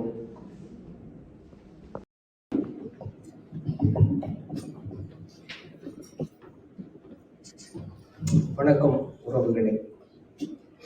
அலைக்கரம் இந்துமா கடலுள் வீண்டு கிடக்கிற என் நெடுந்தீவனை மகிழ்கிற தருணம். அந்த எழிலூர் நெய்தலின் அரும் பெரும் மக்களால் நிறைந்திருக்கிற மதிப்பார்ந்த இந்த இலக்கியாவை நான் வணங்குகிறேன். இங்குள்ள எல்லோரும் நெய்தலை பற்றி நிறையவே சொல்லிவிட்டார்கள். மதிப்புமிக்க நெடுந்தீவு ஒன்றிய தலைவரும் நண்பருமான ஆனந்தன் அவர்களே, மாவலி மந்தரும் மரவின் கவிஞருமாகிய சண்முகராஜா அவர்களே, இந்த நெய்தல் ஆசிரியராக இருந்த அன்பிற்கினிய ஆசான் சன் மாஸ்டர் அவர்களே, ஆமாம், இங்கு 2 சன்களால், அதாவது 2 சூரியன்களால் நிறைகிற மேடை இது. இதை அழகாக தோற்று கொண்டிருக்கிற எனக்கு தமிழூட்டிய அருமாசான் குமாரசாமி ஆசிரியரின் மந்தனான நற்கவிஞரும் அறிவிப்பாளருமான ஜெயா அவர்களே, நெய்தலை எழுதிய விழா பெருநாயகன் குகன் அவர்களே, அவருடைய அன்பு குடும்பத்தினரே, நெய்தலை சிறப்பிக்க வந்திருக்கிற பேரன்பு கொண்டோரே, நண்பர்களே, உங்களை நான் வணங்குகிறேன். குகனின் காத்திரமான எழுத்துக்களை வாசிக்கும் பொழுது மனம் குதூகலம் அடைகிறது. பல தசாப்தங்களுக்கு முன்னரே ஆவூர் குகன் என்ற பெயரிலே எழுதிய குகன் எழுத்துலகத்துக்கும் எமக்கும் புதியவர் அல்ல. இங்கு பலரும் அவர்கள் புதியவர் போல பேசியதால் அதை சொல்லுகிறேன். தீவிரமாக எழுதி கொண்டிருந்த அவர் எதற்காக இடையிலே நிற்பாடினார் என்று எனக்கு தெரியாது. அவர் நீண்ட கால இடைவெளிக்கு பின்னால் கிழக்கின் விடியல் என இந்த அரிய நெய்தலை இன்று எழுதியிருப்பது மிகுந்த மன மகிழ்வை தருகிறார். இதனை தாய்மண்ணாம் நெடுந்தீவில் வெற்றிகரமாக வெளியிட்டும் வந்துள்ளார். கடலும் கடல் சார்ந்த இடமாக இருப்பது நெய்தல். இப்பேற்பட்ட அழகிய கடலும் கடல் சார்ந்த நிலவுமாக இருக்கிற நெய்தல் தான் எம் நெடுந்தீவு. அதுதான் எமக்கான நம்முடைய அடையாளம். அதையே தன் புத்தக பெயராகி இருப்பது மிகவும் சிறப்பு. எம் நெடுந்தீவுக்கு டெல்ட் என்ற பெயரை சூட்டியவர்கள் ஒல்லாந்து தேசம் என அறியப்பட்ட நெதர்லாந்து தேசத்தவர்கள். நெதர்லாந்து என்றால் தாழ்நில நாடு என்று அர்த்தம். அந்த தேசமும் அங்குள்ள டெல்ட் என்ற பெருநகரும் கடல் மட்டத்திலிருந்து 26% கீழாக நிலம் தாழ்ந்திருக்கிற அபாயமான ஒரு தேசம். அதன் அணை உடைந்து விடுமாயின் அந்த தேசத்தை நீர் மூடிவிடும் அபாயம் கொண்ட நாடு அது. ஒரு மாலை வேளையிலே அந்நாட்டு வீதியாக வந்த சிறுவன் ஒருவன் அங்குள்ள அணை உடைந்து தண்ணீர் நகருள் வருவதை கண்டார்.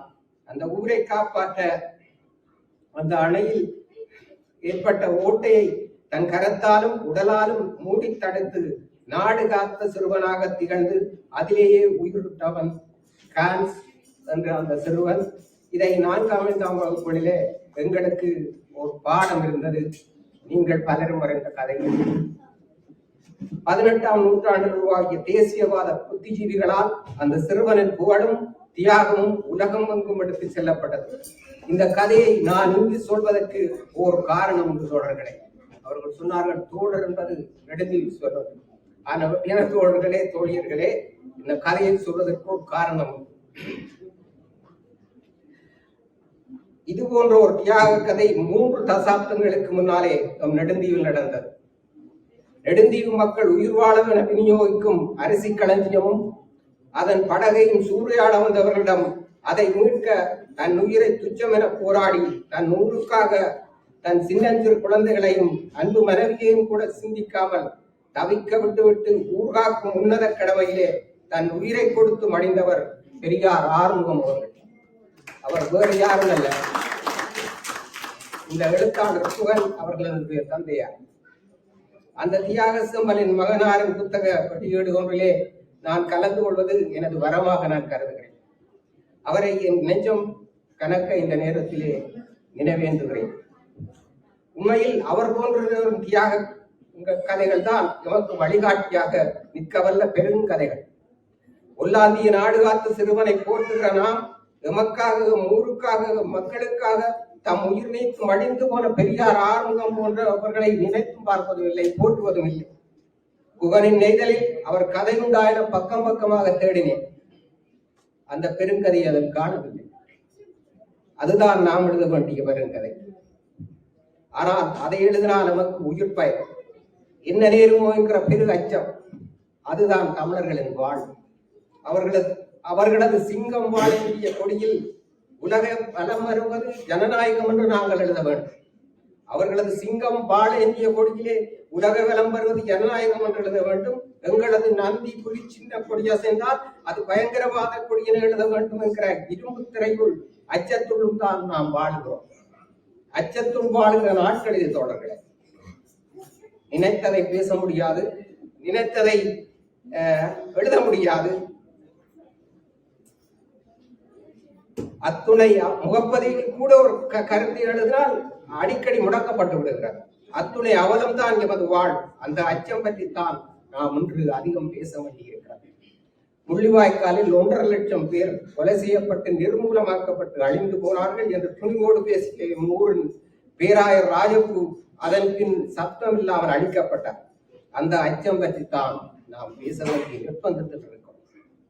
ஆளுநர் இந்த போரின் இந்த 8 கதைகளும் அந்த அச்சத்தை தான் பேசுகின்றன. மாவலிமந்தன் அவர்கள் குறிப்பிட்டது போன்ற அந்த அச்சமும் வலி வேதனையைத்தான் அந்த 8 கதைகளும் பேசுகின்றன. உலகிற்கு உன்னத விடியலை பேசியதற்காக சிலுவையில் அறைந்து படுகொலை செய்யப்பட்டு இன்றைக்கு திரும்ப எடுக்கிற இன்றைய புனித நாளிலே இந்த நெய்தல் கனடாவிலே என்று அறிமுகமாவது ஒரு பொருத்தமானது என்று நான் நினைக்கிறேன். இதில் இவரின் எழுத்துக்கள் யதார்த்தத்தை பேசுகின்றன. மௌனமாக இருக்கிற எம் உணர்வை சம்மட்டியால் தாக்கி உசுப்பேற்றுகின்றன. எளிமையும் அழகும் அவரது கொஞ்சி விளையாடுகிறது. அதுவும் மண்ணில் மனம் கமடுகிற ஊர் சார்ந்த எழுத்து என்பதால் எம் மனம் அதனோடு ஒன்றித்து சிலிர்க்கின்றது. உண்மையில் எதற்காக இதில் லெட்டோடு நிறுத்தினார் என்று இங்கு பல கேள்விகள் எழுதுகின்றன. எனக்கும் அந்த கேள்வி உண்டு. இந்த அவசர யுகத்தில் கையடக்கமான சின்னஞ்சிறிய 1/2 மணி நேரத்தில் வாசித்து முடிக்கக்கூடிய புத்தகம் தான் இது. மனிதன் வாழ்வை 8 8ஆக பிரிச்சுக்கோ என்று ரயனி ஒரு படத்தில் பாடுவதை போல குகனின் கதைகளும் 8ஆக பிரிந்து வெட்ட முடியா கேள்விகளை எம்மன் நிகழ்த்துகின்றன. வட்டார வழக்கு சொற்களை பற்றி இப்பொழுது மாவலிமந்தன் அவர்கள் சொன்னார்கள். நான் நினைக்கிறேன் நெடுந்தீவின் வட்டார வழக்கு சொற்களை ஒரு 6 வருடத்துக்கு முன்னர் அந்த மோகன் அவர்கள் தன்னுடைய புத்தகத்திலே வட்டார வழக்குகளை நெடுந்தீவு வட்டார வழக்குகளை தேடி தேடி சேர்த்து அதில் ஒரு புத்தகமாக வெளியிட்டிருந்தார் என்று. அந்த பணி தொடர வேண்டும், அது ஒரு நல்ல முயற்சி. இந்த கதைகள் பேரண்ட பெருபிடிப்பையோ அல்லது பேசவே இயலாத உண்மை ஞானத்தையோ பேசுகிற கதைகள் அல்ல. நாடும் நாம் காண்பதை, கேட்பதை, அறிந்ததை, அனுபவித்தவற்றை பேசுகிறவர்களுக்கு அதனால் தான் ரொம்ப நம்பிக்கை கிறங்கி போய் நிற்கிறார். குகனின் எழுத்துக்கள் அவ்வகையானவை. இனி அவரது கதைகளுக்குள் சென்று பார்ப்போம் ஒரு சிறிதளவு. அந்த புத்தகத்தில் இருக்கிற ஒழுங்கில் நான் சொல்லவில்லை. இந்த எனக்கு இதுல பார்த்த பிடித்தமான கதையை ஒரு கொஞ்சம் கொஞ்சமாக உங்களுக்கு சொல்லி முடிக்கலாம் என்று நான் இதில் ஒரு கடைசி ஆசை என்ற ஒரு தலைப்பிலே ஒரு கதை தொடங்குகிறார். பகை துரத்த உயிரொழித்து பேரவலப்பட்டு இந்தியாவுக்கு எம்போன்றே அகதியாகி படகில் தப்பித்து போகின்றார் நெடுந்தீவின் கந்தையா மாஸ்டர். கடலில் அவர் மகனும் மருமகளும் கடலோடு போய்விட மகளோடு மட்டும் உயிர் தப்பி இந்திய அகதிங்காமின் அவஸ்தையோடு உயிர் வாழ்ந்த கந்தையா மாஸ்டரின் கதை அது. அகதி வாழின் அவலங்களை அக்கதை பேசுகிறார். அங்கு அகதியாய் வாழ்ந்தவன் நெடுந்தீவின் மாவினிக்கரையில் ஆசையாக வந்திறங்க முன் உயிர் போய்விடுகிற கந்தையா மாஸ்டரின் பரிதாபம் நிறைந்த நெஞ்சை உருக்கும் கதை அது. என் ஊரில் தான் என் கட்டை வேகும் என்கிற மண்ணோடு ஒன்றித்த மனிதர்களின் கதை அது. மற்ற 2வது கதையாக காதல் போட்டி என்று ஒன்று இருக்கிறது. அது உள்ளூரில் காதலித்து ஒரு பெண்ணுக்கு வாக்குறுதி கொடுத்துவிட்டு லண்டன் சென்ற இளைஞனின் கதை. போன இடத்தில் அவன் வெளிநாட்டில் மயங்கி நடக்கிறது போல தான் காதலித்த உள்ளூர் பெண்ணை மறந்துவிட்டு கைவிட்ட கதை. இலகு காத்த கிளியாக உள்ளூர் நம்பிக்கையோடு காத்திருந்த அவனது காதலியின் உண்மையான காதல் அவனை வேறு பண்ணோடு காணுகிற பொழுது கொழும்பிலே செத்து போகிறது என்கிற கதை அது. 3வது கதை சுவாபம் அல்லது சுபாபாவம் என்று ஒரு டெக்னிக்கிலே அந்த தலைப்பை வச்சுக்கிறார். எனக்கு அது பிடிபடவில்லை. இலங்கையிலிருந்து வந்த அந்யோன்யமான தம்பதிகள் இந்த கனடிய நீரோட்டத்தில் கலந்து மாய்கின்ற கதை அது. கணவன் மனைவி சண்டை பிடித்தவுடன் போலீசுக்கு அடிக்கிற கதை தினமும் நாங்கள் காணுகிற கதை. உள்ளானாலும் புருஷன் கல்லானாலும் கணவன் என்கிற கதையெல்லாம் மாறி போன கதை. உண்மையில் கணவன் மனைவியை பேசினால் சண்டை பிடித்தால் பிறகு சமாதானமாகி அவர்கள் மனமொத்து மனம் திரும்பினாலும் கனடிய அரசின் காவல்துறை அவர்களை ஒன்றும் சேரவிடாமல் கொடுக்கிழுத்து கட்டி ஒரு வழி பண்ணி எரிகிற நெருப்பிலே எண்ணெய் ஊற்றி பெரும் சண்டையை மூட்டி பிரிவினையாக்குகிற கனடிய வாழ்க்கை பற்றிய அசத்தலான கதை அது. அதை நீங்கள் வாசிக்க வேண்டும். அச்சம் தருகிற கனடிய வாழின் உண்மை கதை அது. 4வது கதையாக சொந்தங்கள் என்று ஒன்று இருக்கிறது. கனடாவில் பணிக்கிலே தன் மனைவியை கூப்பிட இரவு பகலாக ரெஸ்டாரண்டிலே வேலை செய்கிறான் ஒருவன். தங்கையின் கணவனான அவனை தங்கள் வீட்டிலே இருத்தி மகா உபசரித்து பெரிதாக உபசரித்து தமக்கியார் குடும்பம் அவரை ஆதரித்து வைத்திருக்கிறது. உள்ளூர்ல நடந்த விபத்தொன்றிலே தங்கை இறந்த போதுதான் தங்கை கணவனை வீட்டை விட்டு உடனே கலைக்கிற கதை அது. 2வது அந்த சொந்தங்கள். தங்கச்சியை போயிட்டாலும் இவனுங்களுக்கு இனிய சொந்தமும் இருக்கிற அந்த வியாபார சொந்தங்களை தோலுக்கு வைத்திருக்கிற கதை அது. மற்றது மாற்றங்கள். இது உண்மையிலே அந்த கதையை நீங்க வாசிக்க வேண்டும் என்றதுக்கான ஒரு அறிமுகம். இது கனடாவில் இருந்து இலங்கை போகிற ஒருவன் தான் காதலித்த பெண்ணையை கைப்பிடிப்பேன் என்று போரிடுகிற அற்புத கதை. அவன் காதலித்த பெண்ணை ஆமிக்காரன் பிடித்து போனதால் வேறு பெண் பார்க்க வழிக்கிடும் இவனது ஆசிரியர் தகப்பனை தாயை எதிர்த்து பேசி அந்த ஆமி பிடித்து போன தன் உண்மை காதலியை தேடி நிற்கிற யதார்த்த கதை. நல்லவர்களும் நல்லிதயம் உள்ளவர்களும் வெளிநாட்டிலும் இருக்கிறார்கள் என உரைத்து பேசுகிற எங்களுக்கான கதை அது. காணாமல் போனவர்கள் என்று இன்னொரு கதை இருக்கிறது. அது காணாமல் போனவர்களை தேடுவோரும் அவர்களை தேடி தருவதாக உறுதியளித்து இறுதி வரை ஏமாற்றுவதை தம் தொழிலாக வாழும் இலங்கை அமைச்சர்களை அரசு கெடுபிடிகளை தோல்வித்து காட்டுகிற கதை. ஜனாதிபதியோடும் ஆமி குமாண்டரோடும் கதைச்சு காணாமல் போனவங்கள மீட்டு தந்துருவது என்ற அந்த ஏமாற்று அரசியல் கதை. அதை நீங்கள் வாசியுங்கள். 7வது கதை காதலுக்கு விசா என்பது. இது ஜெர்மனியில் தமிழ் அகதிகளுக்குள் நடந்த காதல் விவகாரத்தை பேசுகிறது. விசாதான் நமக்கு முக்கியம், காதல் இல்லை என்று காதலித்தவனை வளர்த்து விட்டு விசா உள்ள ஆளை கல்யாணம் பண்ணுகிற சந்தர்ப்பவாத பெண்ணின் கதை அது. கலாச்சார அவலத்தை பேசுகிற கதை அது. கதை பல இடங்களில இவர்கள் சொன்னது போல அந்த ஆங்கில வார்த்தை இல்லை, இதுல ஜெர்மன் வார்த்தைகள் கலந்திருக்குது. ஷூல, ஹவுஸ் மாஸ்டர், டெர்மின் என்றெல்லாம் டச் மொழி பேசுகிறது. அது நல்லது நான் நினைக்கிறேன். ஒரு தசாப்தத்துக்கு மேலாக டொச்லாந்து எனப்படுகிற ஜெர்மனியிலே நான் அந்த மொழி கற்று வாழ்ந்து வந்த வகையிலே இந்த கதையும் அதன் மொழியும் என் மனதோடு நிற்கிறது. அந்த கதைக்கு நான் அகதி என்று இன்னொரு கதை இருக்கிறது. இதுவும் ஜெர்மானிய அகதி கதை தான். ஆனாலும் அகதி விண்ணப்பம் நிராகரிக்கப்பட்டு திருப்பி அனுப்பப்பட்டு 4ஆம் ஆண்டிலே சித்திரவதை அனுபவிக்கிற இளைஞர்களை பேசுகிற கதை. அவர்களை அனுப்ப அவர்களது குடும்பம் கடனாளியாகி வட்டிக்காரரிடம் ஏஜென்சிக்காரர்களிடம் ஏமாற்றப்பட்டு அலைவுற்று சீரழிக்கிற கதை அது. அந்த மாவடி அவர்கள் குறிப்பிட்டது போல அந்த காகம் கத்தினால் கடிதம் வரும், வீட்டுக்கு புதுவாழ் வரும் என்றெல்லாம் எங்களது நம்பிக்கை. எங்களின் வீட்டுக்கு காகம் கத்தினால் வட்டிக்காரன் காசு கட்ட மட்டும் வருவான்ற அந்த சோகத்தின் கதை அந்த அகதி கதையிலே இருக்கு. இப்படித்தான் உறவுகளே, இப்படித்தான் தோழர்களே, தோழியர்களே அல்லது உறவுகளே, ஒவ்வொரு நெட்டுக்கதைகளும் வாழ்வியல் சோகத்தையும் அதன் அச்சத்தையும் பேசுகிறது. ஆயிரக்கணக்கான மைல் தூரம் கொண்ட கண்டங்களை, ஆரவனங்களை, பெருந்தெருக்களை, கடல்களை கடந்து வந்த அகதிகளுடைய பயணம் சாதாரணமானதல்ல. எங்களுக்கும் தான் அகதி வாழும் இலகுவானதல்ல. உங்களுக்கும் தெரியும், எனக்கும் தெரியும். உறவுகளை பிறந்து தமது குடும்ப உறுப்பினர்களையும் இழந்து அமைதி வாழை தேடி அலைகிற அகதிகள் நாம்.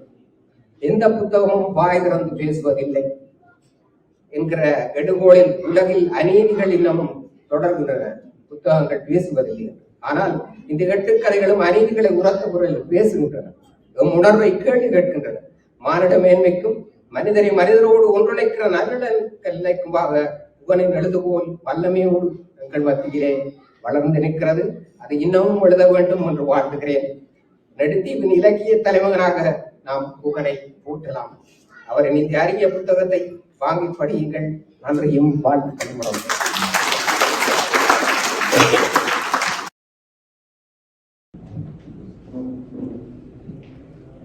நன்றி. மிகவும் அருமையான உரை. ஆம், உண்மையிலேயே சிறுகதையின் முடிவு என்பது தனியாக இன்பமாக இருக்க வேண்டும் என்பதில்லை. அநேகமாக பழைய எழுத்தாளர்கள், சிறுகதை எழுத்தாளர்கள் முடிவிலே சுபம் என்று போடுவார்கள். ஆனால் எந்த நாளுமே வாழ்க்கை என்பது சுபமாக முடிவதில்லை. திரு குகன் அவர்களின் ஒவ்வொரு கதையும் ஒவ்வொரு வழிகளையும் ஒவ்வொரு தளங்களையும் அவருக்கு எடுத்து காட்டுகின்றனர். அதே போன்று புலம்பெயர்ந்து, நமது கவிஞர் சொன்னது போன்று புலம்பெயர்ந்து வருபவர்கள் சங்க காலம் தொடக்கம் மனிதன் புலம்பெயர்ந்து கொண்டு செல்லுகின்றான். அவன் தமக்கான கட்டிடங்களையோ தன்னோடு வாழ்ந்த மரங்களையோ மிருகங்களையோ எடுத்துச் செல்வதில்லை. தனது சிந்தனைகளையும் தனது எண்ணங்களையும் இதே போன்று தனது வழிபாட்டு எண்ணங்களையும் தான் கொண்டு செல்கின்றான். அவ்வாறாக எமது சந்ததி, அடுத்த வருங்கால சந்ததியினர் இவ்வாறான வழிகளை உணர வேண்டும் என்பதை இந்த கதை மிகவும் சிறப்பாக எடுத்து காட்டுகின்றது. அதே போன்று கவிஞர் குறிப்பிட்டது போன்று நாம் எதையும் உறுதியாக எமது உணர்வுகளை உண்மையோடு வெளிப்படுத்த முடியாத ஒரு நிலையில் நாங்கள் இருக்கின்றோம். முகநூல்கள் முடக்கப்படுகின்றன. அதே வகையிலே எனது முகநூலும் சில வாரங்களாக முடக்கப்பட்டிருக்கின்றது. ஒரே ஒரு வரி, தமிழா நீ எப்போது இணைவாய், இந்த வரிக்காக எனது முகநூல் முடக்கப்பட்டுள்ளது. பாருங்கள், நாம் எவ்வளவு அடக்கப்பட்டுக் கொண்டிருக்கின்றோம், ஒடுக்கப்பட்டுக் கொண்டிருக்கின்றோம். இவை வரிகளாக, எமது வரிகளாக இவ்வாறு இலக்கியங்கள் வெளிவர வேண்டும். அடுத்து சிறப்புரை வழங்குவதற்காக நேற்று தான் கேட்டு நான் கோல் பண்ணி காலமாக கோல் பண்ணான். உண்மையிலேயே எனக்கு அவரை பற்றிய ஒரு சிறு துளி மாத்திரம்தான் எனக்கு தெரிந்திருந்தது. ஆனால் அவரிடம் இவ்வளவு திறமைகள், அனுபவங்கள் இருக்கும் என்பதை நான் உண்மையிலேயே அறிந்திருக்கவில்லை. சில வேளைகளிலே நீங்கள் அறிந்திருப்பீர்கள்.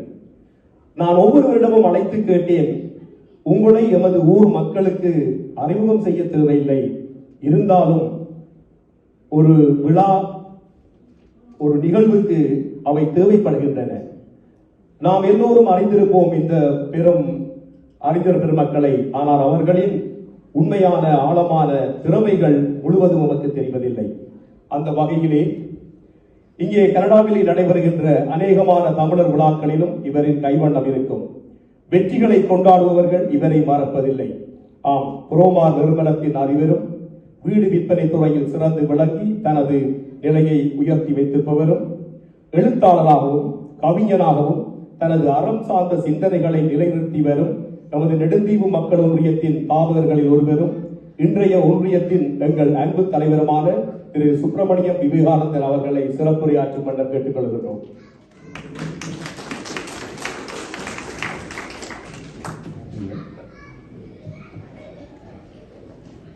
அந்த இனிய வேளையில் இங்கு கூடியிருக்கின்ற இந்த ஒரு நல்ல நோக்கத்துக்காக தம்பி உடனே வாழ்த்த இங்கு கூடியிருக்கின்ற அனைத்து பெரியவர்களையும், அபிவருப்பட்ட அனைத்து பெரியவர்களையும், அவர்களோடு இங்கு வந்து அந்த கருடெல்லாம் கேட்க வந்திருக்கின்ற அடுத்த தலைமுறை பிள்ளைகளையும் வணங்கி தேடி தோழிடம் சென்று பல சின்னம் சிறு கதை பேசி மனம் வாடி துன்பம் பல உலர் பிறர் வாட பல செயல் செய்து நிறை கூடி கிளப்பரோ மைதி பின் மாயும் வேடிக்கை மனிதரைப் போல் நான் வீழ்வேன் என்று நினைத்தாயோ என்கின்ற பாரதியுடைய உச்சபட்ச தன்னம்பிக்கை கருத்துக்களை தலையில் ஏற்றி அவன் புலம்பெயர்ந்து அகதியாக போன பொழுது இருந்து குகன் அவர்கள் இன்று வரை அந்த தன்னம்பிக்கை துளிகளோடு இன்று ஒரு மலர்ந்திருக்கின்ற ஒரு பெரிய மரமாக இன்று நிமிர்ந்திருக்கிறான். அவனை வாழ்த்துவதற்கு கிடைத்த வாய்ப்புக்கு இந்த இயற்கைக்கு நன்றி கூறி,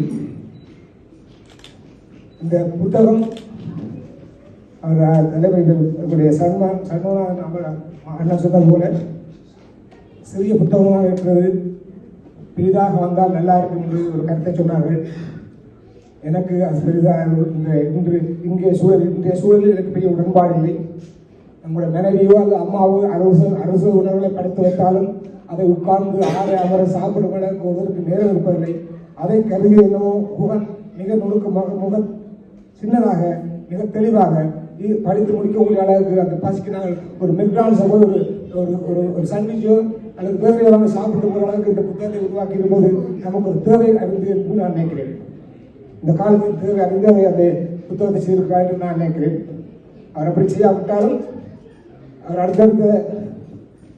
அடுத்தடுத்த எழுதும் போது அந்த பெரிய பெரிய புத்தகங்களாக எழுத வாய்ப்பு இருக்கும். ஆனால் இன்றைய சூழலில் அதை செய்திருக்கார். எனக்கு இன்னொன்று தோன்றுகிறது, இந்த கனடாக்கு அகதியாக இருந்த குகன் அகதியாகவே இருந்திருக்கலாமோ என்று எனக்கு ஒரு சின்ன கவலை இருந்து, அகதியாக இருக்கிறதா இன்னும் கொஞ்சம் சில பெரிய எழுத்தாளராக இருந்திருப்பாரோ என்று அகதியாக வந்து ஒரு நிரந்தர வதியிட அந்தஸ்து கிடைத்ததும் அந்த எழுத்தை சுருக்கிக் கொண்டார்.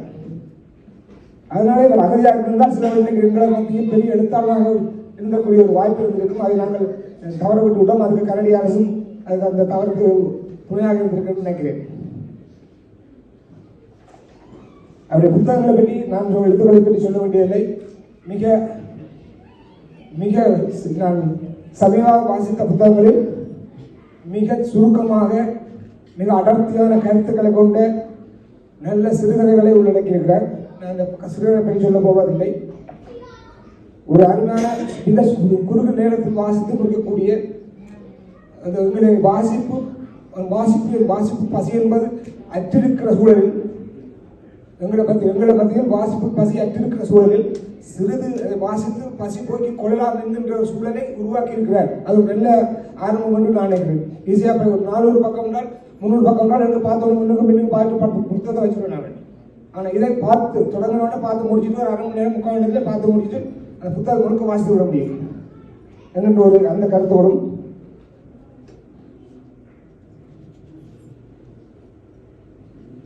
வறுமையும் இந்த புத்தகம் இதை படிக்கின்ற போது வறுமையும் துன்பங்களும் மட்டுமே இந்த எழுத்துக்களை முளைக்க வைத்து மரமாக்கி மலர்கிறதோ என்கின்ற ஒரு எண்ணத்தை உருவாக்குகிறது. வெறுமையாக வறுமையும் துன்பங்களும் மட்டும் இந்த எழுத்துக்களை மலர் வைப்பதில்லை, இன்பங்களும் மலர் வைக்கின்றன. அதில் கொஞ்சம் அவர் கருத்து கொண்டு அதை மனதில் கொண்டு மேற்கொண்டு வரும் காலங்களில் அதை பற்றி எழுதினால் இன்னும் சிறப்பாக இருக்கும் என்று நான் கருதுகிறேன்.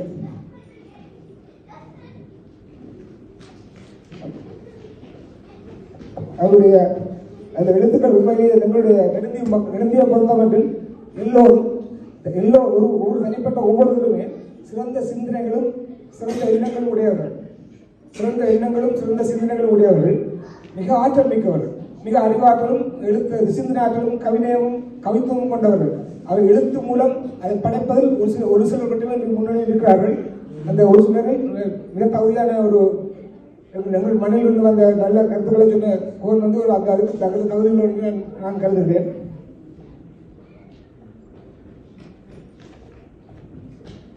இந்த நெய்தல் என்கின்ற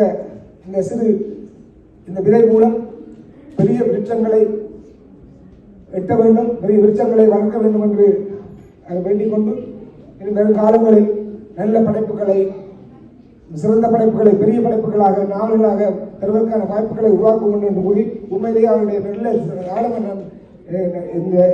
சிறந்த ஆழமான கருத்துக்கள் இருந்த தொகுப்பாக இருக்கின்றது. ஒரு வசதி இது வசதியாக இருக்கிறது என்னென்னா உண்மையிலே இருந்தது ஒரு குறிப்பிட்ட நேரத்தில் நாங்கள் வாசித்து விட முடியும். நாங்கள் நான் வாசிக்காத புத்தகங்கள் நிறைய இருக்கின்றன. முன்பக்கத்தையும் கடைசி பக்கத்தையும் மட்டும் பார்த்து வைக்கின்ற புத்தகங்கள் நிறைய இருக்கின்றன. ஆனால் இந்த புத்தகத்தை நேற்று காலம் உடனே வாங்கி முக்கால் மணி நேரம் படித்து முடித்து விட்டேன். நல்ல ஒரு அருமையான அந்த வகையில் எங்களுக்கு வாசிப்பு பசியை போக்கக்கூடிய ஒரு அருமையான புத்தகத்தை அந்த ஊரவர்களை வாழ்த்தி இந்த வாய்ப்பு தந்தவர்களுக்கு நன்றி விடவில்லை. நன்றி. மிகவும் சுருக்கமாக குகனின் கதை போன்றே ஒரு சின்ன ஒரு விடயத்தை சொல்லி போட்டிருக்கார். குகன் ஃபாஸ்ட் ஃபுட் மாதிரி ஃபாஸ்ட் ஸ்டோரி எழுதியிருக்கிறார். நன்றி குகன். குகன் மிகவும் உயரத்துக்கு செல்ல வேண்டும். ஒரு எழுத்தாளன், ஒரு படைப்பாளி உயர செல்ல வேண்டும், மலை உச்சிக்கு செல்ல வேண்டும். மலை உச்சிக்கு நீ செல்வது மேலே நின்று கீழே நீ பார்ப்பதற்காக அல்ல, கீழே நிற்பவர்கள் உன்னை பார்ப்பதற்காக. அந்த வகையிலே குகன் மேலும் மேலும் வளர வேண்டும். ஒன்றை அப்போது குறிப்பிட மறந்தேன். கவிஞர் மாசி தீநாயகமாக குறிப்பிட்டது போன்று குகனின் தந்தையாரின் கதையை அவர் எழுத வேண்டும் என்று கேட்டுக்கொண்டார். ஒன்றை ஒரு விடயத்தை குறிப்பிடுகின்றேன்.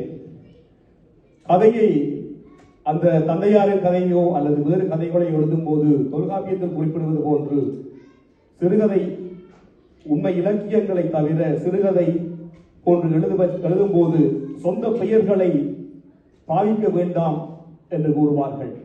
ஏனென்றால் நான் ஒரு சிறுகதையை வாசித்துக் கொண்டிருக்கும் போது இப்போது நமக்கு எல்லோரும் நெடுந்தீவில் உறவுகளாக இருக்கின்றோம். குகனின் குடும்பத்தின் உண்மை கதையை பலரும் அறிந்திருப்பீர்கள். ஓரிரண்டு பெயர்களை கூட அந்த கதைகளிலே ஆழமாக பதியும் போது நமது அந்த சிந்தனை என்பது அந்த கதைகளுக்குள் நிற்காது. கதையை தாண்டி அவருடைய குடும்பமா இதா என்ற மாதிரி ஒரு குழப்ப நிலைக்கு வரும். ஆகவே கதையை எழுத வேண்டும், ஆனால் சொந்த பெயர்களை பாவிக்காதீர்கள் என்ற ஒரு அன்பான சகோதரின் சிறிய வேண்டுகோள். இப்போது நெய்தல் நூல் ஆசிரியர் குகன் அவர்களை ஏற்புரை வழங்கும் வண்ணம் அழைக்கின்றோம்.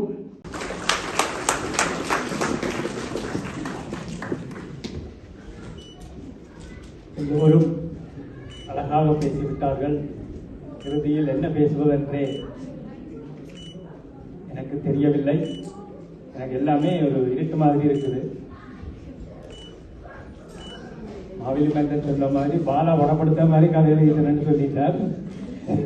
எல்லாம் அழுகையா இருக்குன்னு சொல்லி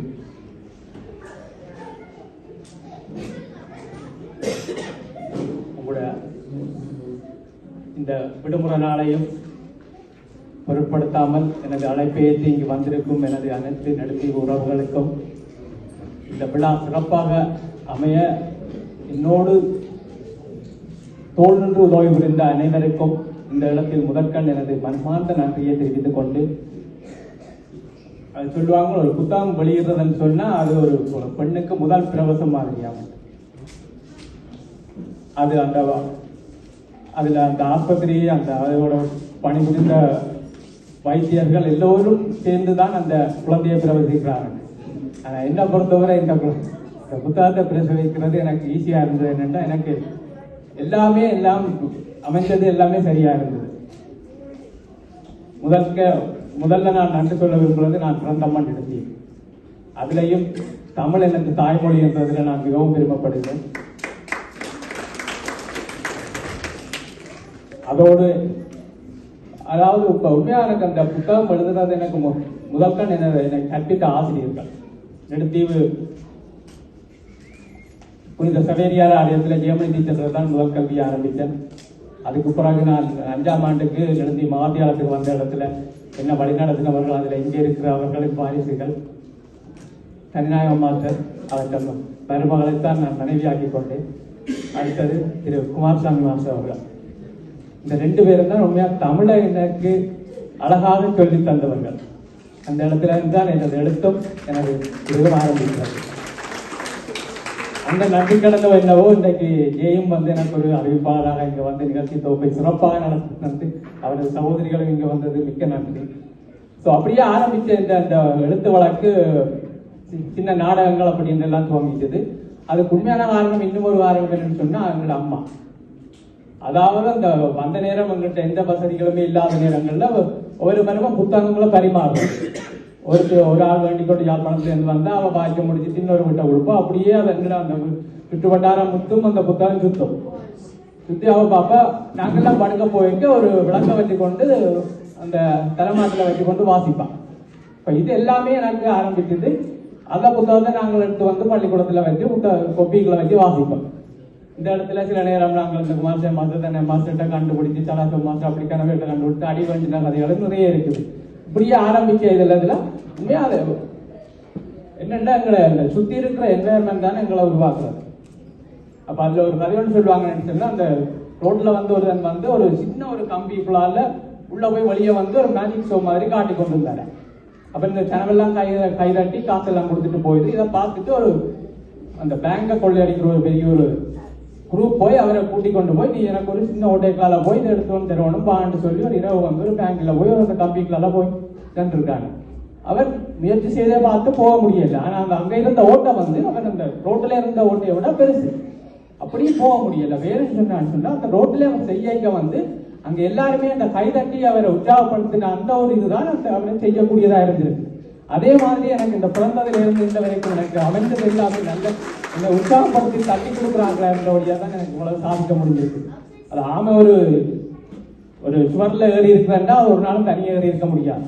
அதே மாதிரி குகன் இந்த இடத்துல நிற்கிறதா இந்த அம்மா அப்பா, இந்த சகோதரங்கள், இந்த உறவுகள், ஊர் நெடுந்தீவு, என்னை வளர்த்த ஆசிரியர்கள் இருக்கிற எல்லாரும் தான் எனக்கு காரணம். எனக்கு சின்னல இருந்து ஞாபகம் இருக்கு. நான் அப்பையும் சின்ன தான் இப்பையும் சின்ன தான். முதல் பக்கம் முன்னுக்கு தான் இருப்பேன். இப்ப சன்மாஸ்டர் மற்ற பிள்ளைகளுக்கு உதாரணமா சொல்லுவார், குகன் கடுகு சென்றாலும் காரம் இருக்கு. அந்த ஒரு சின்ன விஷயம் எனக்கு அப்பவே விட்டு ஏதாவது நான் செய்யலாம் இந்த லைஃப்ல. நன்றி சார், நீங்க அந்த நேரமே தான் அப்படி என்னை உற்சாகப்படுத்தி அப்படியே நான் அப்பா வந்து உண்மையா நானும் அப்பாவும் ஒரு நாள் நேரடியாக கதைச்சதும் எனக்கு ஞாபகம் இல்லை. அவற்றை மடியில இருந்ததும் எனக்கு ஞாபகம் இல்லை. ஏன்னா அப்படித்தான் எங்களை என்னென்றாலும் நாங்கள் அம்மாவோட தான் காய்ப்போம். அப்படி நாங்கள் வாழ்ந்தது. ஸோ இந்த அச்சீவ்மெண்ட் எல்லாமே அவர் பார்த்து சந்தோஷப்படுவார். அட்வான்ஸ் நல்ல ரிசல்ட் எடுத்துட்டு வந்தேன்ட்டு ரிசல்ட் சீட்டை வந்து மேசையில் இருக்கிற அந்த இதுக்கு கீழே வச்சுட்டு போயிருக்கிறேன்னு போய் பாருன்னு சொல்லிட்டு அந்த கண்ணில் எனக்கு தெரியுது அவற்றை சந்தோஷம். ஸோ அந்த 90ஆம் ஆண்டு தான் கடைசியாக தான்ட்டு வந்தது. 97 அவர் பிறந்தேன். அப்ப எனக்கு அந்த நேரம் நான் திருப்பி போகலாம் எல்லாரும் சொன்னாலும் அப்ப வந்துட்டு போகணும். போனேன்டா எங்களோட ஃபேமிலி எல்லாமே ஒன்று இதண்டையில தான் என்னுடைய அதை தாங்கி கொண்டு தான் திரும்பி ஜெமல்ல இருந்து இங்க வந்தேன். இந்த அப்பா ஆசீர்வாதம் எனக்கு இன்றைக்கு இருக்கு. அவர் இப்படி ஒரு சந்தர்ப்பத்தை பார்க்கறதுக்கு இல்லையா ஒரு கவலை இருக்குது. அதே நன்றி எல்லோருக்கும். எங்களை முதல் வெளியீடு எங்களை நண்பர்களோட தான் உருவாகினது. இங்கே இருக்கிறார் ஒருவர் சுரேஷ், மற்றவர் வேறு இடங்களில் இருக்கணும். அப்போ ஓசி என்ற ஒரு கையெழுத்து பத்திரிகை ஆரம்பிக்கிறாங்க. உண்மையா அந்த நேரம் ஒரு பத்திரிகை ஒரு கதை எழுதுறது ஒரு சாதாரண விஷயம் இல்லை. எங்கள்கிட்ட ஒரு காசன் ஒன்றும் இருக்காது. ஒரு ஆள் பேப்பர் வேண்டுவார், ஒரு ஆள் எழுதுவார். அப்படி எல்லாம் எழுதித்தான் அதை அந்த இதை கொண்டு வந்தாங்க. நாட்டின் சூழ்நிலையால அதை நிறைய பேர் காய்ச்ச மாதிரி 8 கதைகள்லாம் அதில் வந்தது. என்னென்னா நிறைய கதைகள் இருந்தது. சில கதைகள் நாங்கள் தாயகத்தில் வெளியிட்டபடியால் அந்த கதைகளை வெளியிட முடியாத சந்தர்ப்பத்தால் அந்த கதைகளை அந்த புத்தகத்திலிருந்து தவிர்த்திருக்கிறார்கள். அதே நேரம் என்ன சந்தோஷம் என்னன்னு சொன்னா, உண்மையாக நெடுந்தீவில் போய் நான் செய்ததுக்கு என் தாய உறவுகள் எல்லோரும் எனக்கு மிகவும் உற்சாகமா எனக்கு ஆதரவு வந்து அது சிறப்பாக நடத்தி தந்தது. இந்த படித்த பள்ளிக்கூடத்தில் படிப்பித்த ஆசிரியர்கள் முன்னால என் அம்மா சகோதரங்கள் எல்லாரும், இந்த சகோதரங்களும் தங்கச்சி 3 தம்பி எல்லாருமே நல்ல ஆதரவாக. அதே நேரம் ஒரு ஆள் வந்து அவர் சொன்னார் என்னன்னு சொன்னா, ஒரு தம்பி மகள் சொன்னா, இந்த கதையில எல்லா பேரையும் யூஸ் பண்ணி இருக்கிறீங்க வீட்டுக்காரன்ட்டு, இந்த அப்பாண்ட பேரை மட்டும் யூஸ் பண்ண இல்லையா. ஏன்னா அவர்கிட்ட பேர் வந்து அவ்வளவு ஃபேமஸா இல்லாதால அதை அந்த கதையில நான் யூஸ் பண்ணல, அதை யோசிக்க இல்லை. ஸோ இந்த இடத்துல எனது முதல் எல்லோரும் கதைத்த மாதிரி ஒவ்வொரு ஆணுக்கு பின்னாலே நிறைய ஒரு பெண்ணிந்த இதுதான் இருக்கும். எனக்கு முன்னால 3 பெண்கள் இருந்தார்கள். ஒன்று என் அம்மா, மற்றது எனக்கு கிடைத்த என் மனைவி. அது எல்லாமே சரியா வந்தது. எல்லாரும் அதே மாதிரி 2 மகாலட்சுமி மாதிரி 2 பொம்பளை பிள்ளைகள். எல்லோரும் வீட்டுல வந்து, அதாவது நாங்கள் வந்து சாதாரணமா ஒன்றை செய்ய முடியாது, ஒன்றை செய்தா அதுக்கு மேலே இனி செய்யணும்னு தூக்கி கொடுக்குற. அப்ப அந்த இப்போ ஒரு டிமாண்ட் ஒன்று இருக்குது. இப்ப இதோட நான் நிப்பாட்ட இல்லாது இனி அடுத்தது என்ன செய்யணும்ட்டு அவையிலே தான் செய்யணும். ஏன்னா அங்க மெஜாரிட்டி வந்து 3 பொம்பளை, நான் ஒரு ஆள் தான், நான் பிள்ளை வீட்டுல. சரியான ஒரு இதான சூழ்நிலை. இது இப்ப இங்க வந்ததை செய்யணும்னு இந்த இடத்துல எல்லாரும் எனக்கு எல்லாருமே பூர்ணாக இதை நன்றி சொல்லணும்னு சொன்னா, எனக்கு இன்னைக்கு முழு நேரமும் வேணும். அதாவது நான் பேரை குறிப்பிட்டு சொல்லாம இந்த நிகழ்வு சிறப்பாக நடைபெற ஆதரவு வந்து அனைத்து உறவுகளுக்கும் இந்த ஒரு லாங் வீக்கெண்ட்ல கூட உங்களை டைம் அது நிறுத்தியில கூட நிறைய பேர் வந்து யாழ்ப்பாணம் வகையில் இதெல்லாம் வந்திருந்தார்கள். உண்மையில அங்கேயும் இப்படித்தான் இப்ப நேரம் எடுத்து ஒரு இடத்துக்கு வாரன்றது சொல்றது சரியான கஷ்டமான விஷயமா இருக்குது. அப்படியா அங்கேயும் நான் சொல்லணும், அந்த சிறப்பான நிலவர்களுக்கு இங்கே வந்து சிறப்பித்த அனைத்து உறவுகளுக்கும் எனது மனமார்ந்த நன்றிகள். இத்துடன் எனது உரையை நன்றிகளை ஏற்றுக்கொள்ளவும். நன்றி, வணக்கம்.